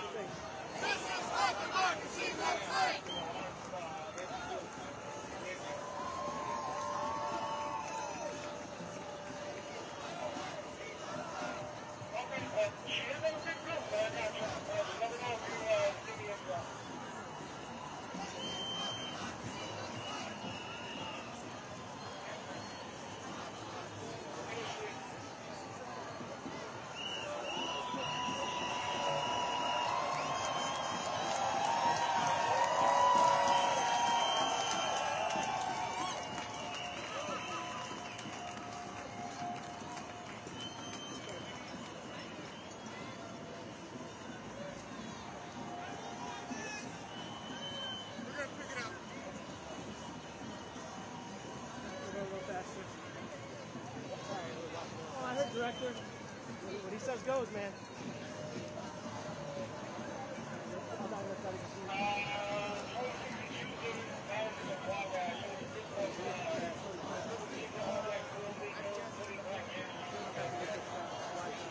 think I'm going to turn my attention up here anyways. Yeah. This seems something. It seems like some people have been outside the Trump Tower already, if I had to guess. Oh man, my legs. Whew.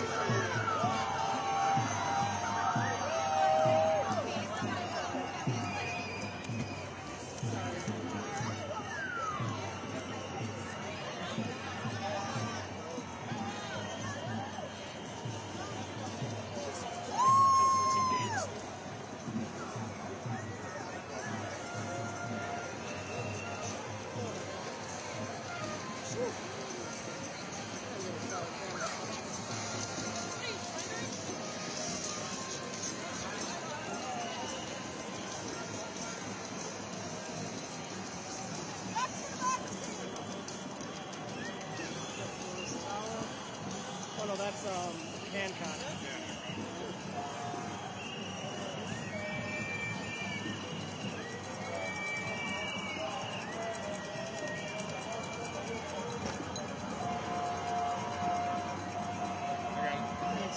Quick battery check. I'm pretty sure it's been a couple hours. Yeah. 40%. Wow. That's a lot. This thing's impressing me. Here we go.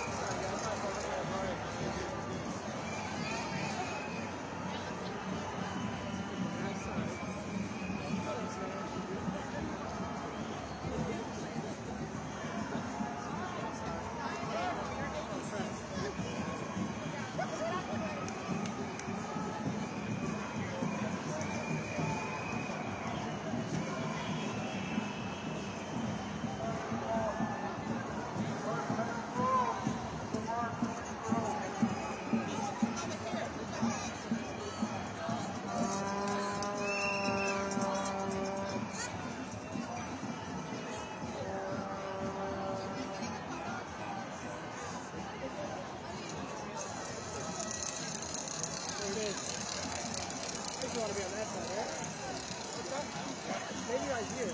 Okay. I want to be on this side or this side?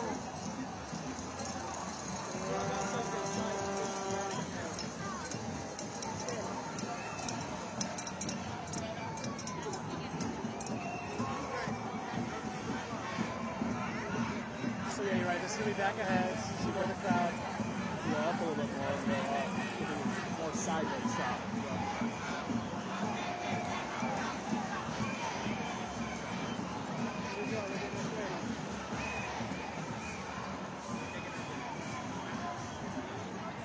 Some people are already doing it.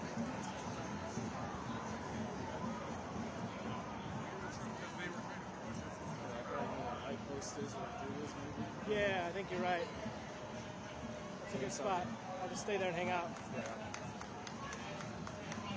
Oh man.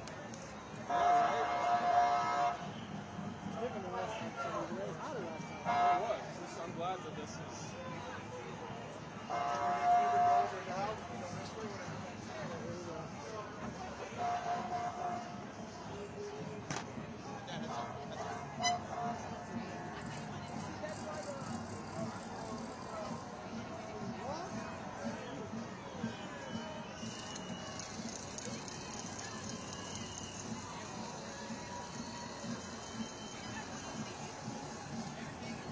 How low do I need to go? Yep, like that, maybe lower. It's as low as I can do it. Alright, yep, they're coming in our lane. Okay, cool.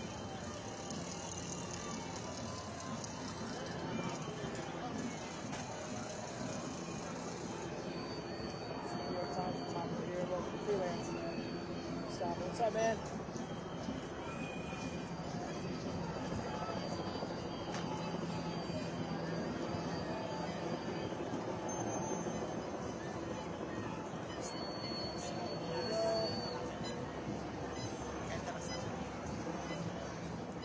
Yep, same idea. How's it going? What's up, Carlos? What's up, bro? Oh, living the dream, baby.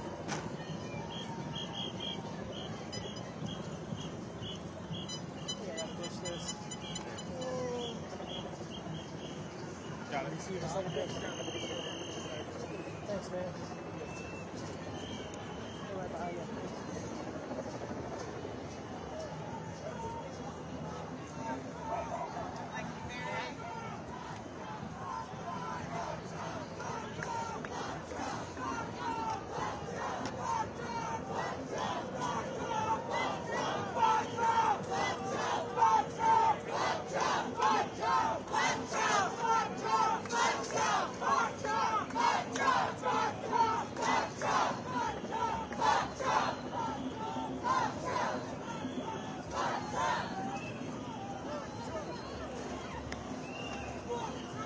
Sorry, man. My fault, Jim. My fault.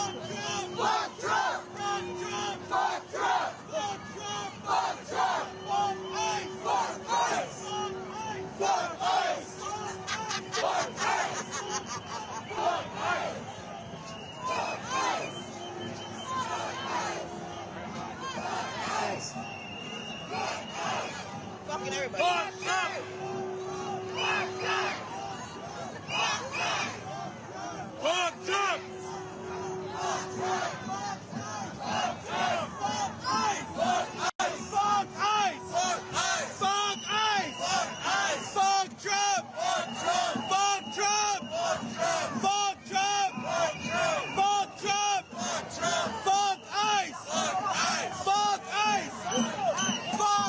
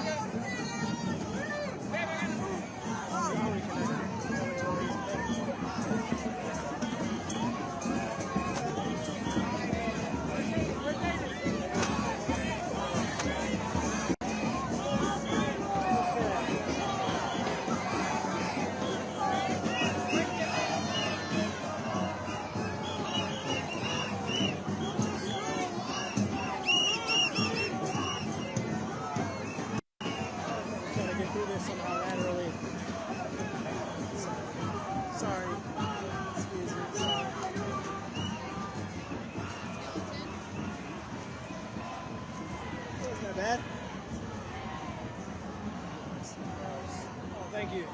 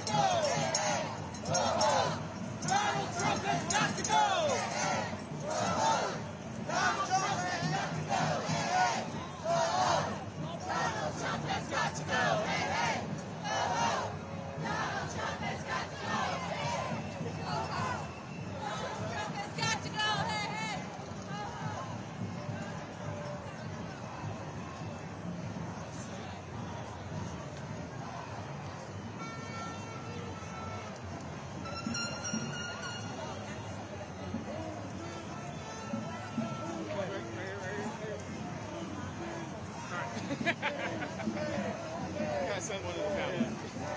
How's it going? Oh, just shooting video. Oh, wow.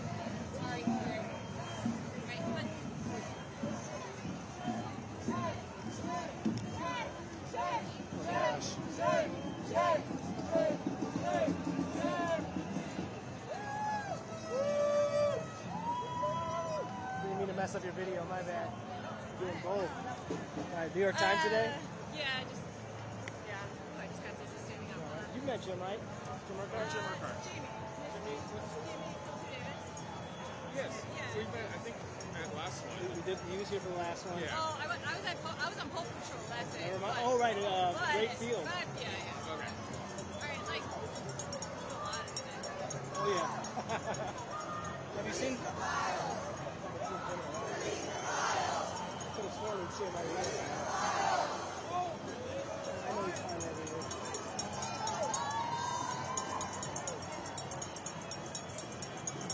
Release the crackers!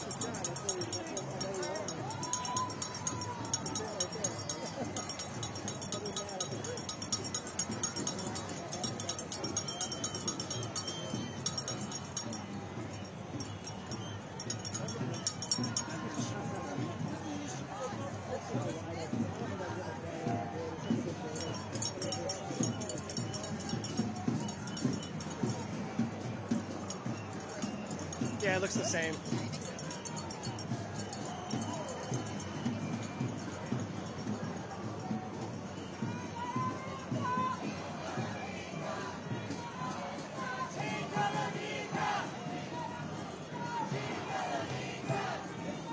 Woo!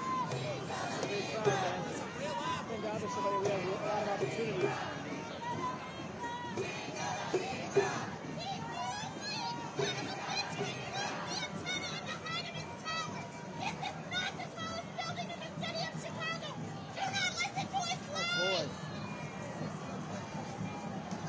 I didn't even know he said that one.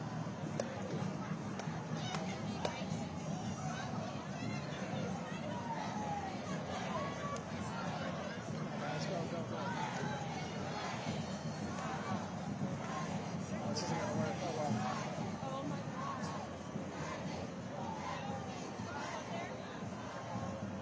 I don't even know where this ends.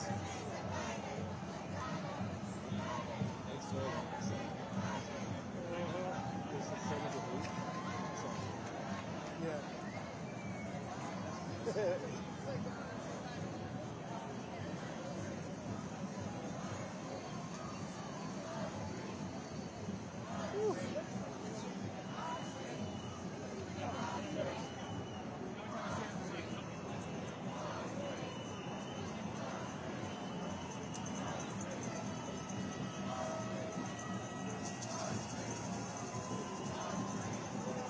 So it's boring. So this is it right here. Yeah, I mean, this is the stop. Right, yeah, I get it.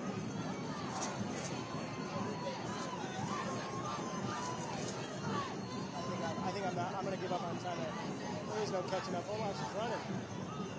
Alive, she is. I think after this we can. She's just gonna. How long will it keep it steady. Exactly.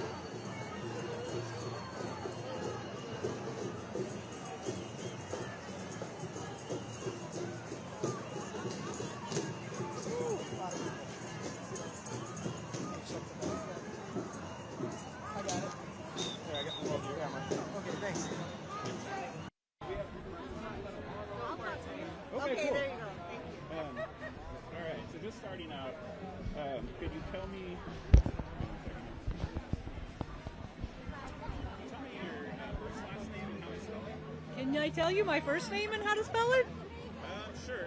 Maybe a last initial? I'll give you. So my first name's Janelle, Janel. And the initial of my last name is M, like Mary. Got it. And Janelle, where are you from? Seattle. Cool. And can I use your age? No. Okay. Can you tell me a little bit about why you're out here today?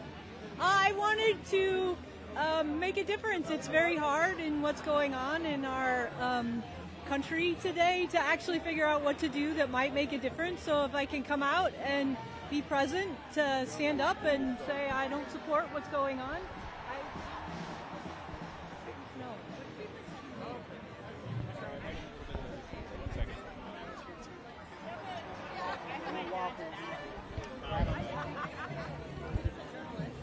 I'm sorry, I don't like to give a lot of information about myself.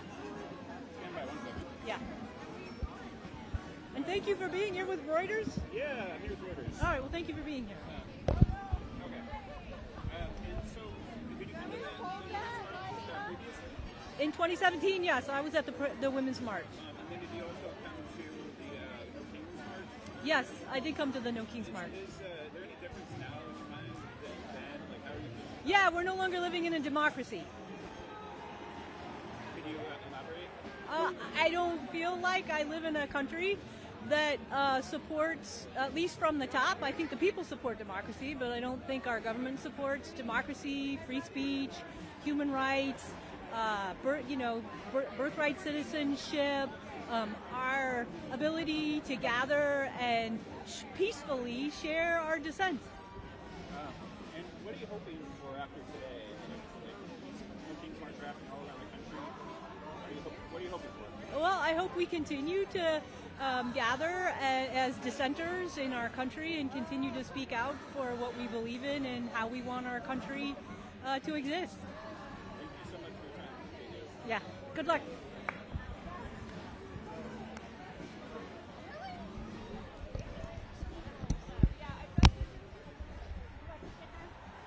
I love a sticker. Thank you. Oh my God, I love this.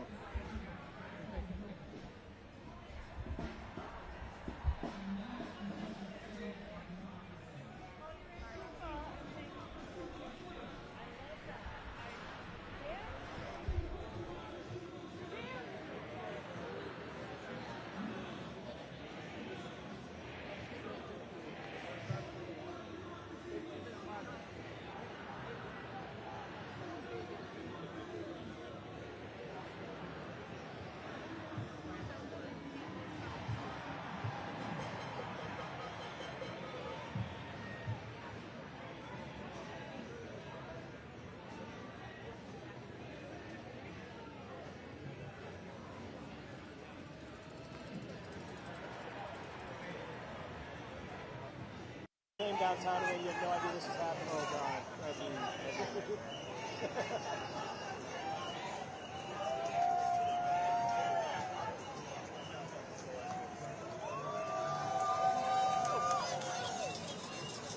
I've got one bar, but it looks like I'm getting messages again. That's good. Looks like there was a small right-wing counter protest in Portland. Portland too? He said, I should word it right. Many thousands of small right-wing counter protesters continue. Currently obscure. So I don't know. Probably just a couple guys. I know that has really? That makes sense. Some of those, here it's going to be really hard. We're so aggressive. People got to come from like pretty far to the suburbs or something. There's just be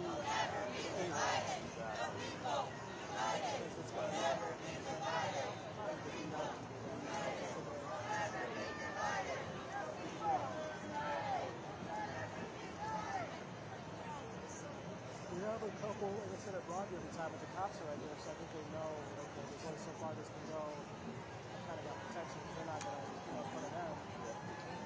All that, I mean, there's not enough here. I don't even need a copy of this anymore.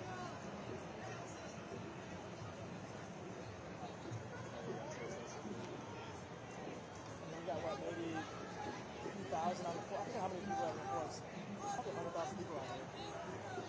Somewhere around there. It feels like it. I heard somebody say that, and I was like, no way. And now I'm like looking at this, and I'm like, okay. This hasn't ended yet.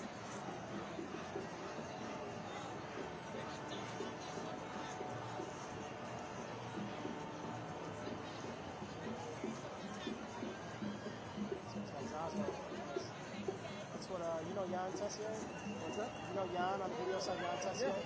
That's what he uses a lot, those little guys. I like interview people and stuff.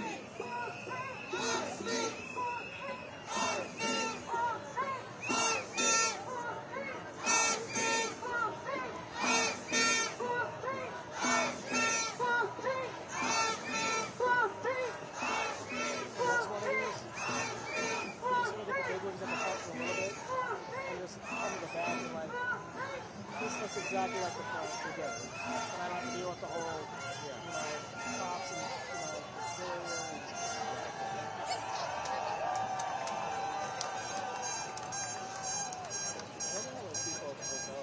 Oh, yeah. Oh, I see him up there. Oh, man. Let me see how far I can zoom.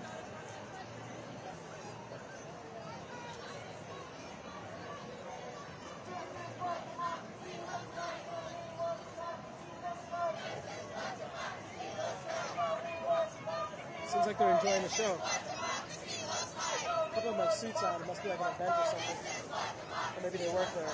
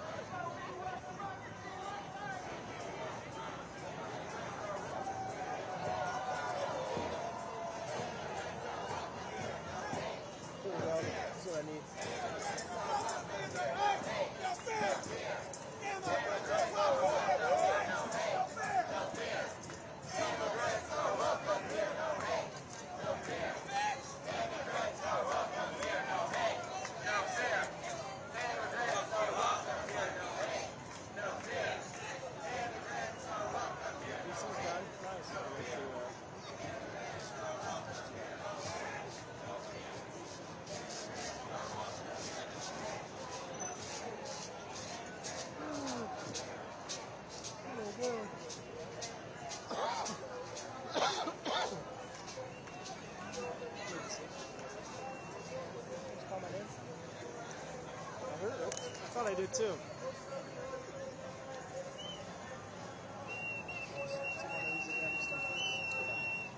Oh, I'm good. Thank you.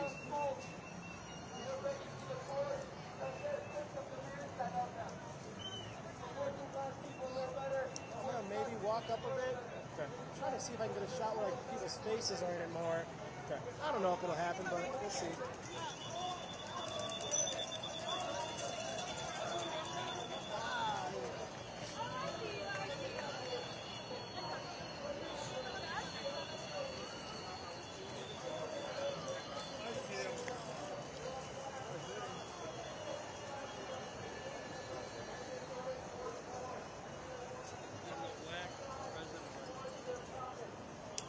Oh yeah, we can do it. There we go. Like something like this.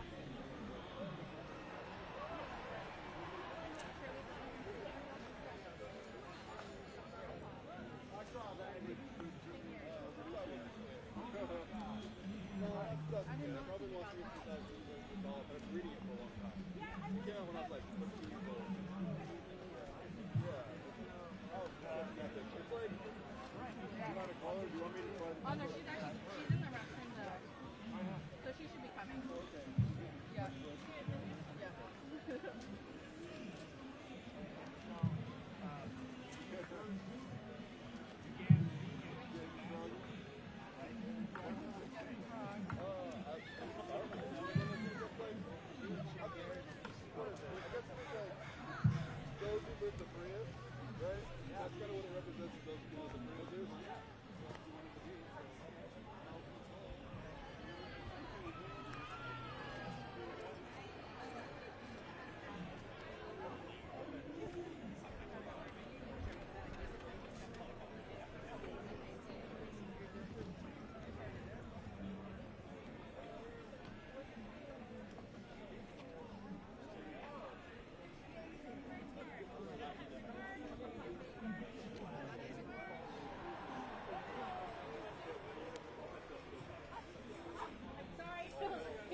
Have a good march. Have a good march. Know your rights card. You never have a good march. Know your rights card. Have a good march.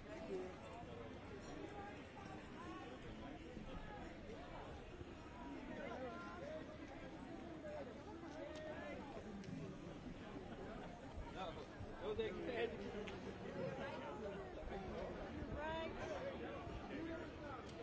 Know your rights.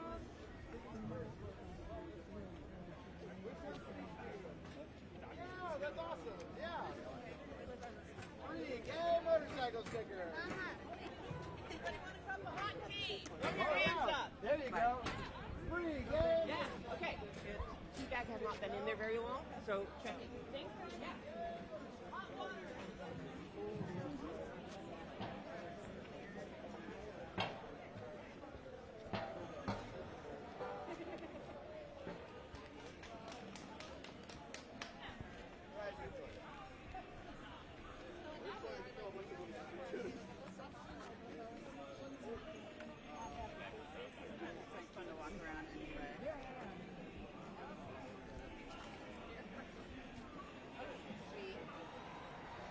Okay, now we...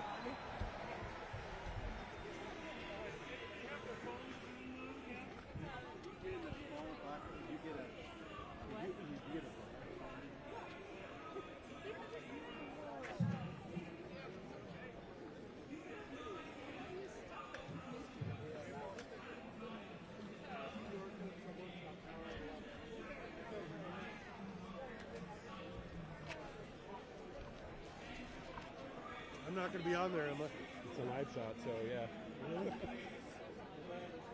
Oh yeah.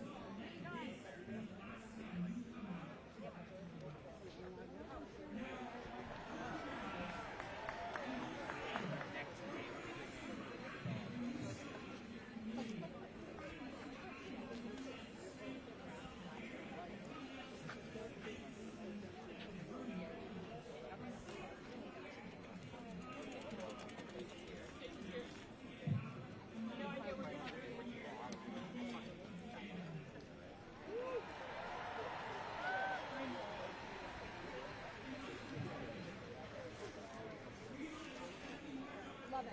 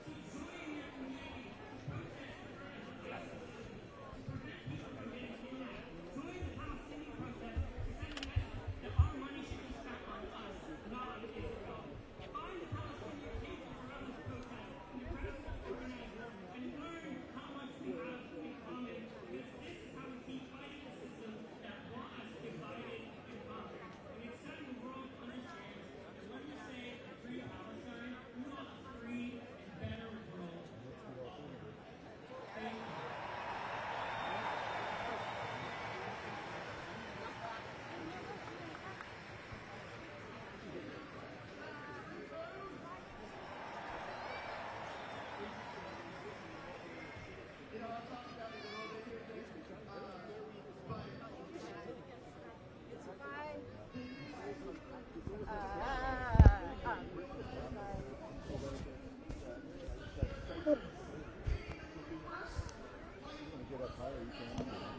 thanks. I'm gonna take it on my arms. Oh, okay.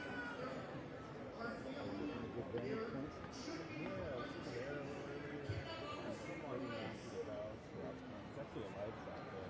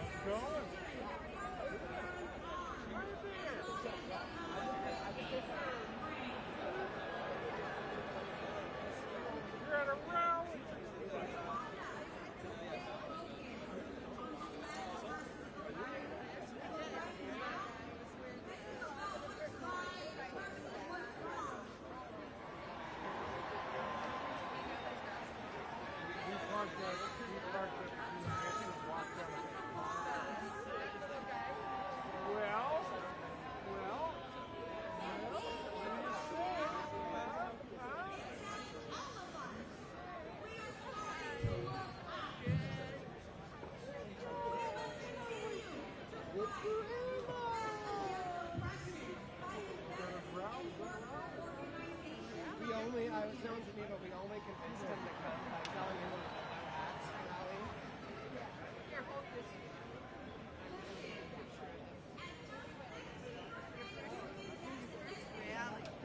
We went to the last one, but we went to the big one. Oh, really? It was real thing. Okay, Elliot.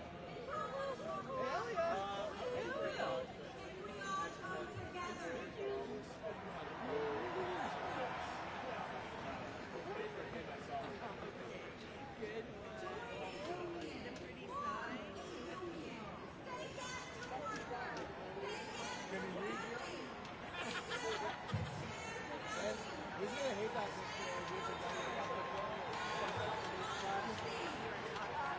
Oh, I'm just ACL used. I'm indoctrinated.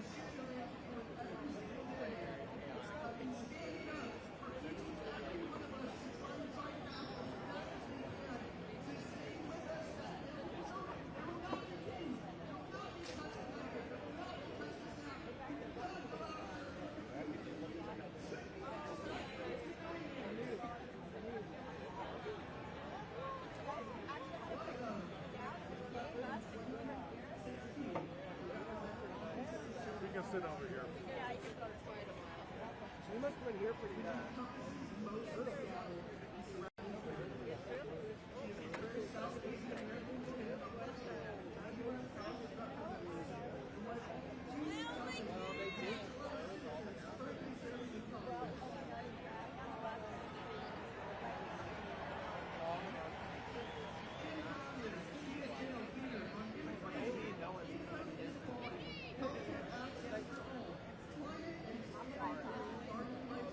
People were like in a common park.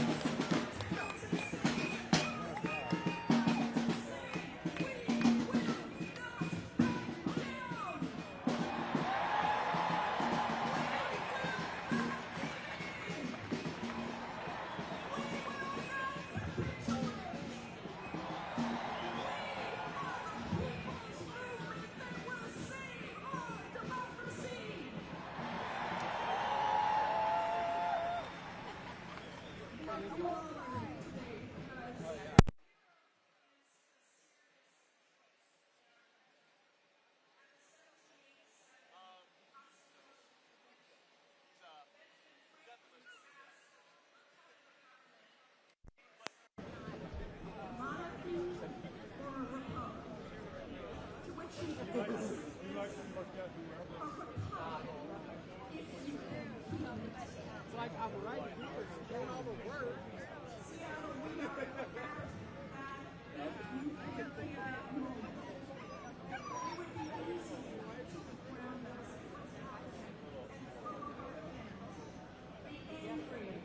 I'll go look for it. Someone's house or just disengage because there's too much hate and corruption, cruelty, and violence. We see it around us every day. I know you do. Led from the top by a man who is clearly not well. A wannabe king who dehumanizes trans people and immigrants and black people and poor people to distract you from his real agenda. A wannabe king who sends National Guard troops and massive men into our cities, militarizing our streets, kidnapping and disappearing tens of thousands of people from our communities and trying very hard to suppress our dissent. A wannabe king who has politicized the entire Justice Department and uses the federal government to go after his political opponents on a revenge tour, all while he accepts luxury jets from foreign countries and makes billions on his own meme coins. A wannabe king who has willfully destroyed trust in government with his lies, humiliating and threatening our civil servants who serve us every day, shuttering federal agencies, firing 200,000 federal workers, and then shutting down government. I can tell if you're looking at yourself or you're filming me. Okay. I was like, that's fine, but...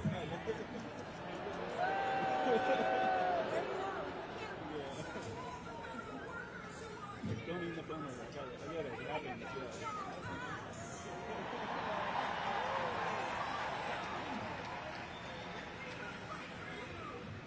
Such a great crowd out here. None of these things are disputed. Live shot right now, just a bit. As written in Project 2025, and enacted with frightening speed. This is the attempt to destroy our republic, designed to take over control of our government so that it answers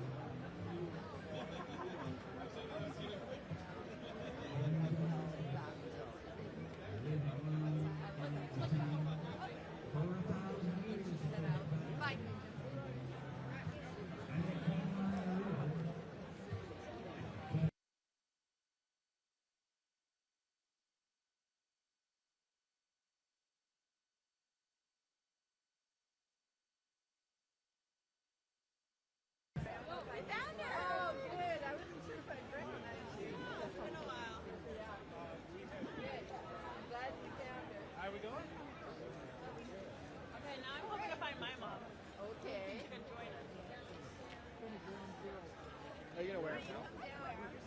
Did you get lots to eat? Got a full family? Yeah, now you're a happy boy. Diaper. Woo!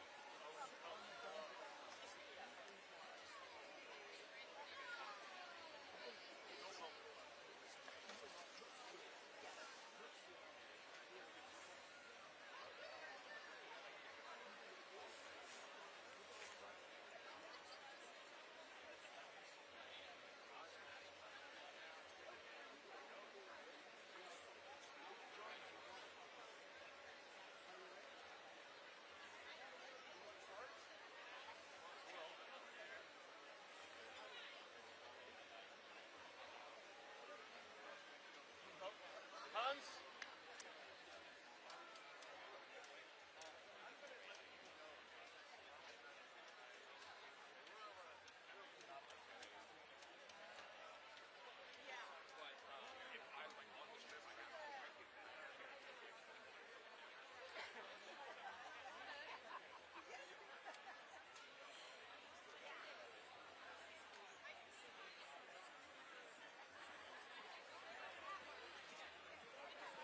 Right behind you.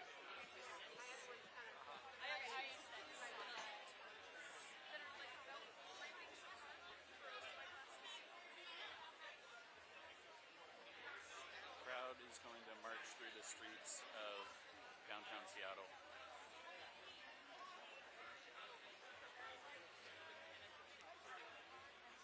Sorry.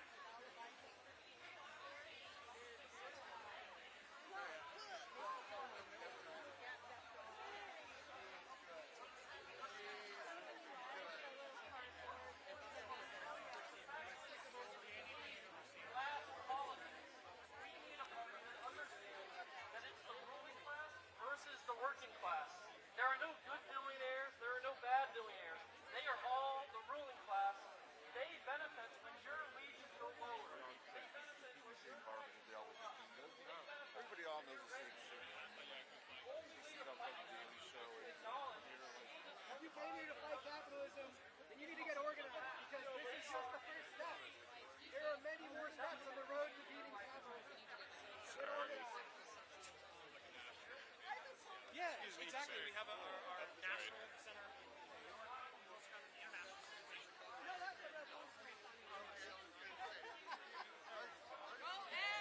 Yes, that's what I was going. Going. Yeah.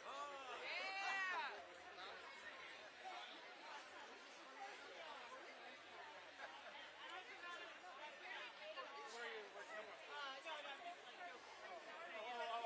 You shipped it in the I'm sorry.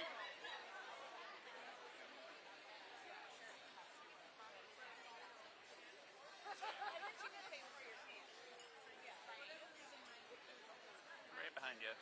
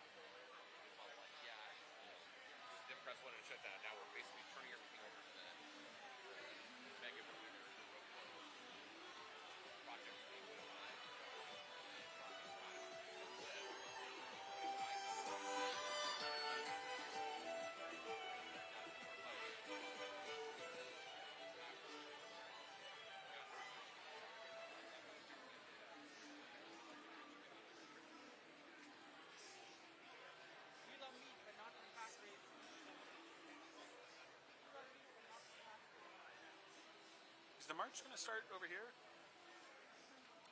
Do you know if the march starts over here? I believe that's where it started from. It's everybody's still. Oh, we're at the back. Oh, yeah. Okay.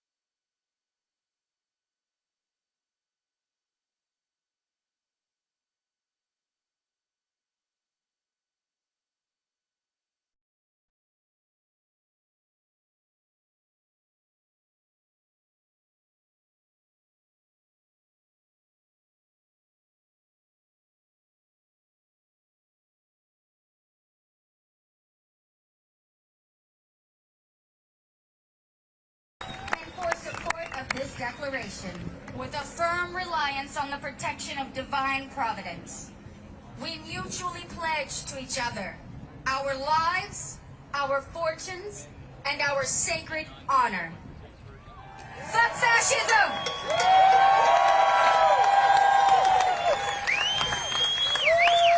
Say it with me. In America, we have no kings. We have no kings. Next, we have to talk to us about immigration, Sylvia Revelis and Kate Lincoln Goldfinch.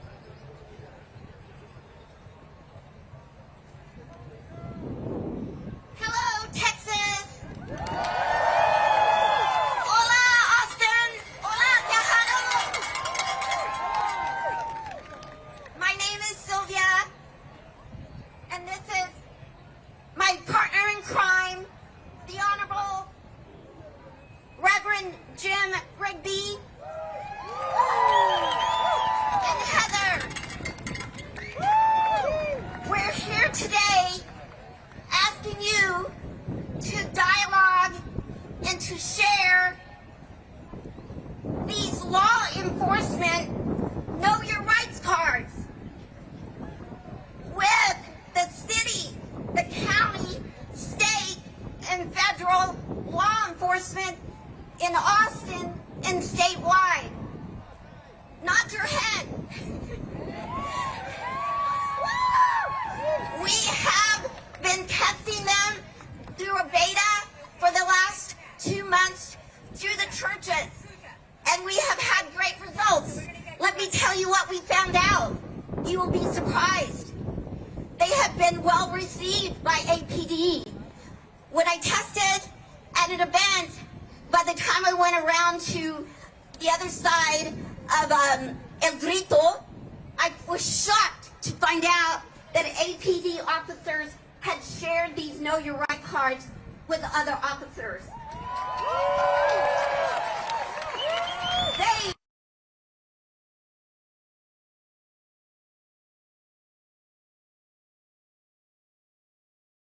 have been forced into this compromised situation.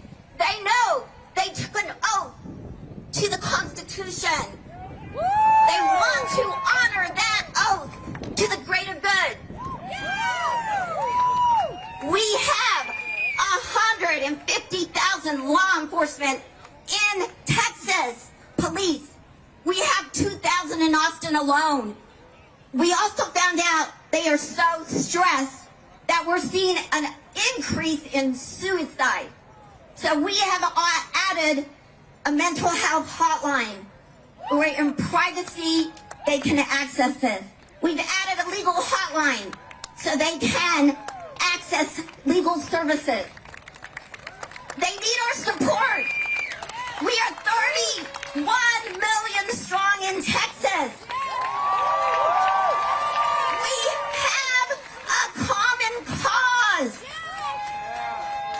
We have amazing leadership in Austin with Lisa Davis. She stood up to Greg Abbott. Now, Sheriff Hernandez is in a very difficult situation because Abbott pushed for an alliance with ICE. And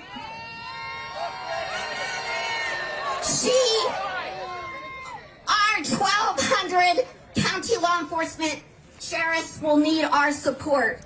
Lastly, we have great leadership with our Texas Air and Military Texas National Guard. We know they are waiting at Camp Mayberry, and because of their great leadership, they stood up to Greg Abbott, and they said it is not their role to be here today.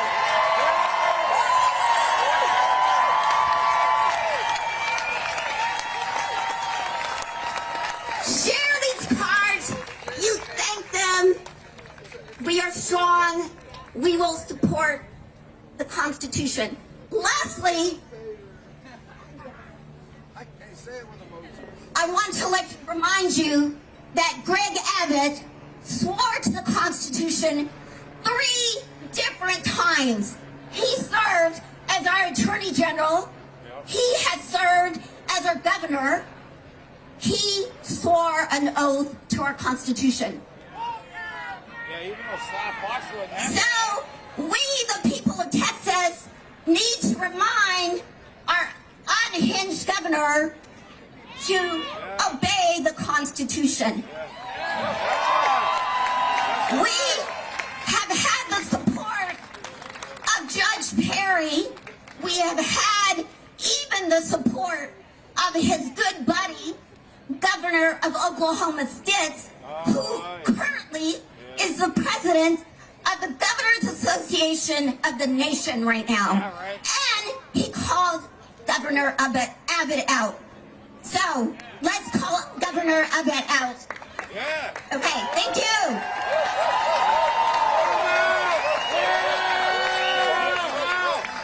Buenas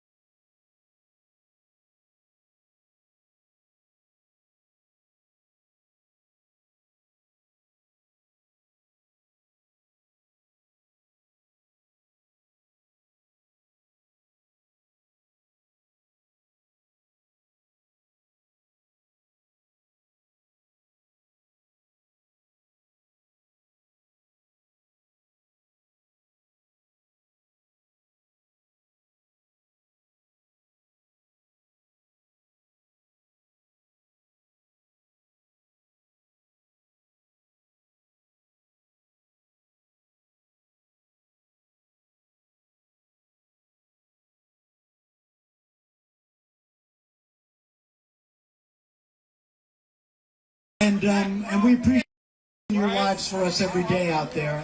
And I think, wow, you know, some law enforcement person, all of a sudden they're going to realize their dad or their grandma's health insurance is going to disappear. And it won't. So anyway, I want to bring on Fox Red Sky. She's one of our singers, Fox Red Sky. And James. And Fox is an Apache. And James, what are you, James? Thanks. Too many to count. Too many to count, he says. All right, so we're going to do a Native American prayer for you. Fox is going to do it. So if we can all pray to whatever creator or higher power you have, and if you don't have one, however you feel. Go ahead, Fox.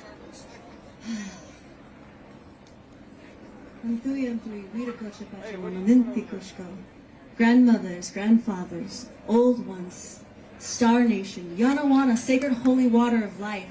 It is your daughter, Fox Owl, she who walks forward in life. I want to thank you so much for gathering all of these hearts and these souls and these minds, Spirit, because it is only through our unity, it is only through our love for the justice and peace that we can then create ripples of change. Oh, Holy Spirit, we are not here just for ourselves. We're here for the next 7 generations and for that water and that clean air that those babies need, those ones that haven't been born yet. I want to thank you, Holy Spirit, for the courage that these people have, that somehow, some way, you put that thought in their heart. Somehow, some way, you told them to come here, right now. I want to thank you, Spirit. I want to thank you, God, for all the things you do, all the blessings. And I want to also say a prayer of protection, that all of these people are protected by you, Creator. That all of these people are going to sing that truth, because the mind lies, but the heart never lies. In accordance with all your divine laws. Oh, thank you.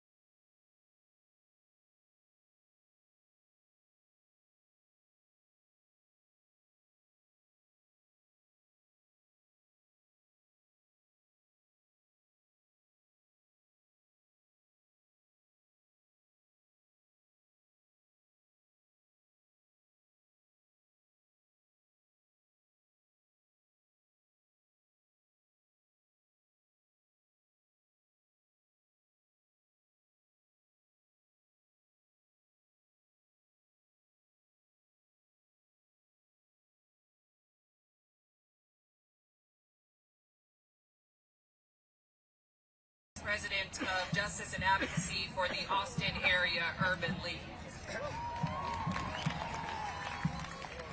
I am a black woman. You say it again. I am a black, what surprise? I am an born and raised Austinite. I am a Texan. And I am a child of God. And I am tired. I am tired of the disregard of the humanity of others. I am tired of the overexhaustion of reactionary survival. I am tired of stepping on stages and going to churches and going to buildings of policy and bleeding out for external consumption. I am tired of saying the same things over and over again, and I know that I am not alone.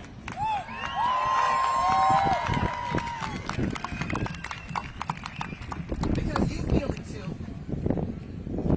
And because you feel it, know that you are not alone. No matter what the autocrats and the pretend kings would have you think, you are not alone. We have each other.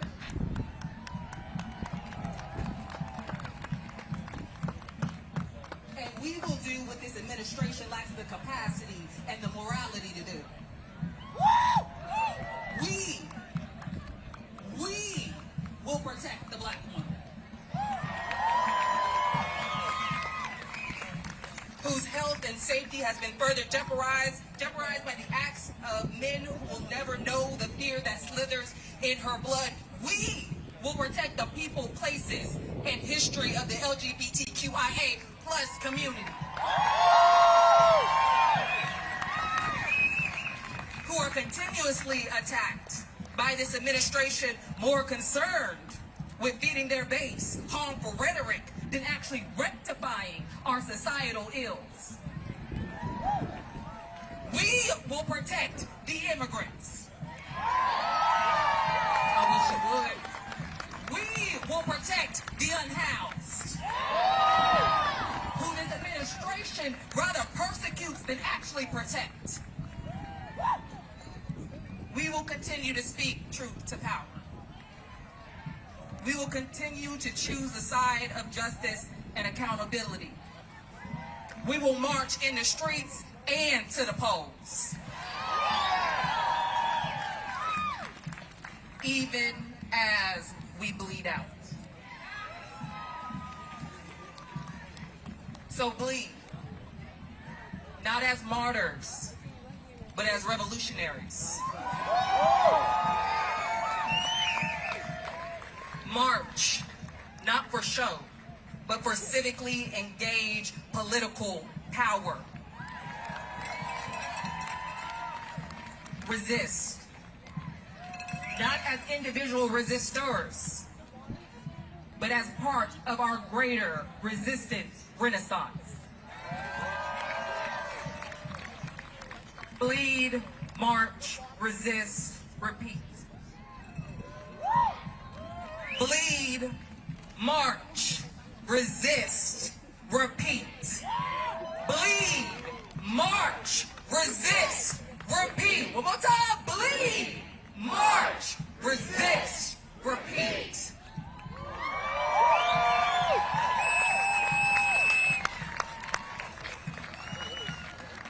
But do so in clarity.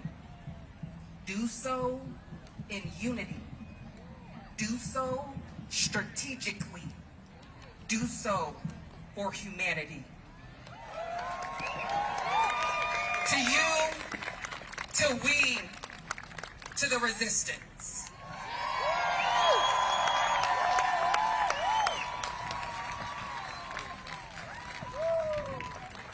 Give it up one more time for Jasmine. Let me hear you, Austin, Texas. Give it up one more time. I'll introduce myself. My name is George Morales, okay? You are currently sitting in Precinct 4, so welcome to Precinct 4 in Austin, Texas. You know, as a union organizer, before I was elected, we had a saying, when we organize, we win. When we organize, we win. Every one of you can organize. We see it. Now it's time to win. See, I stepped down last week from my elected office. I'm running for commissioner of Precinct 4 to fight at a different level to represent East, Southeast Austin, South Austin, for the community that raised me. For our immigrants, our trans brothers and sisters, and for the community we call home, Austin, Texas. Yeah. So now I'm going to introduce Guy Forsyth to the stage. Give it up, Austin, Texas.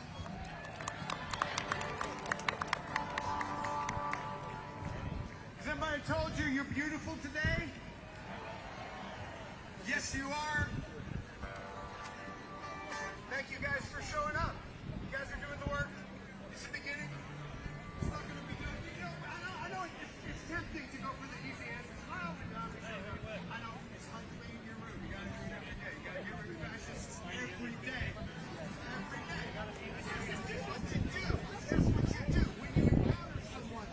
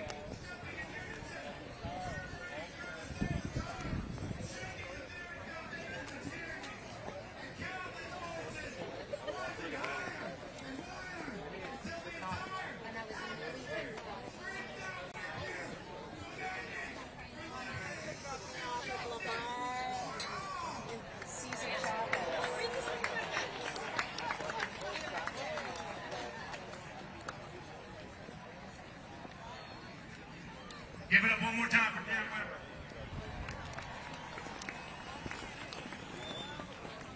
So it's an honor and a privilege to bring our next speaker, Greg Stoker, to the stage.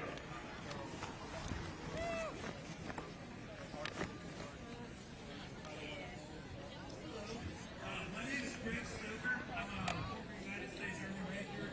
We've been working for Afghanistan. Unfortunately, the third phase of global war on terror.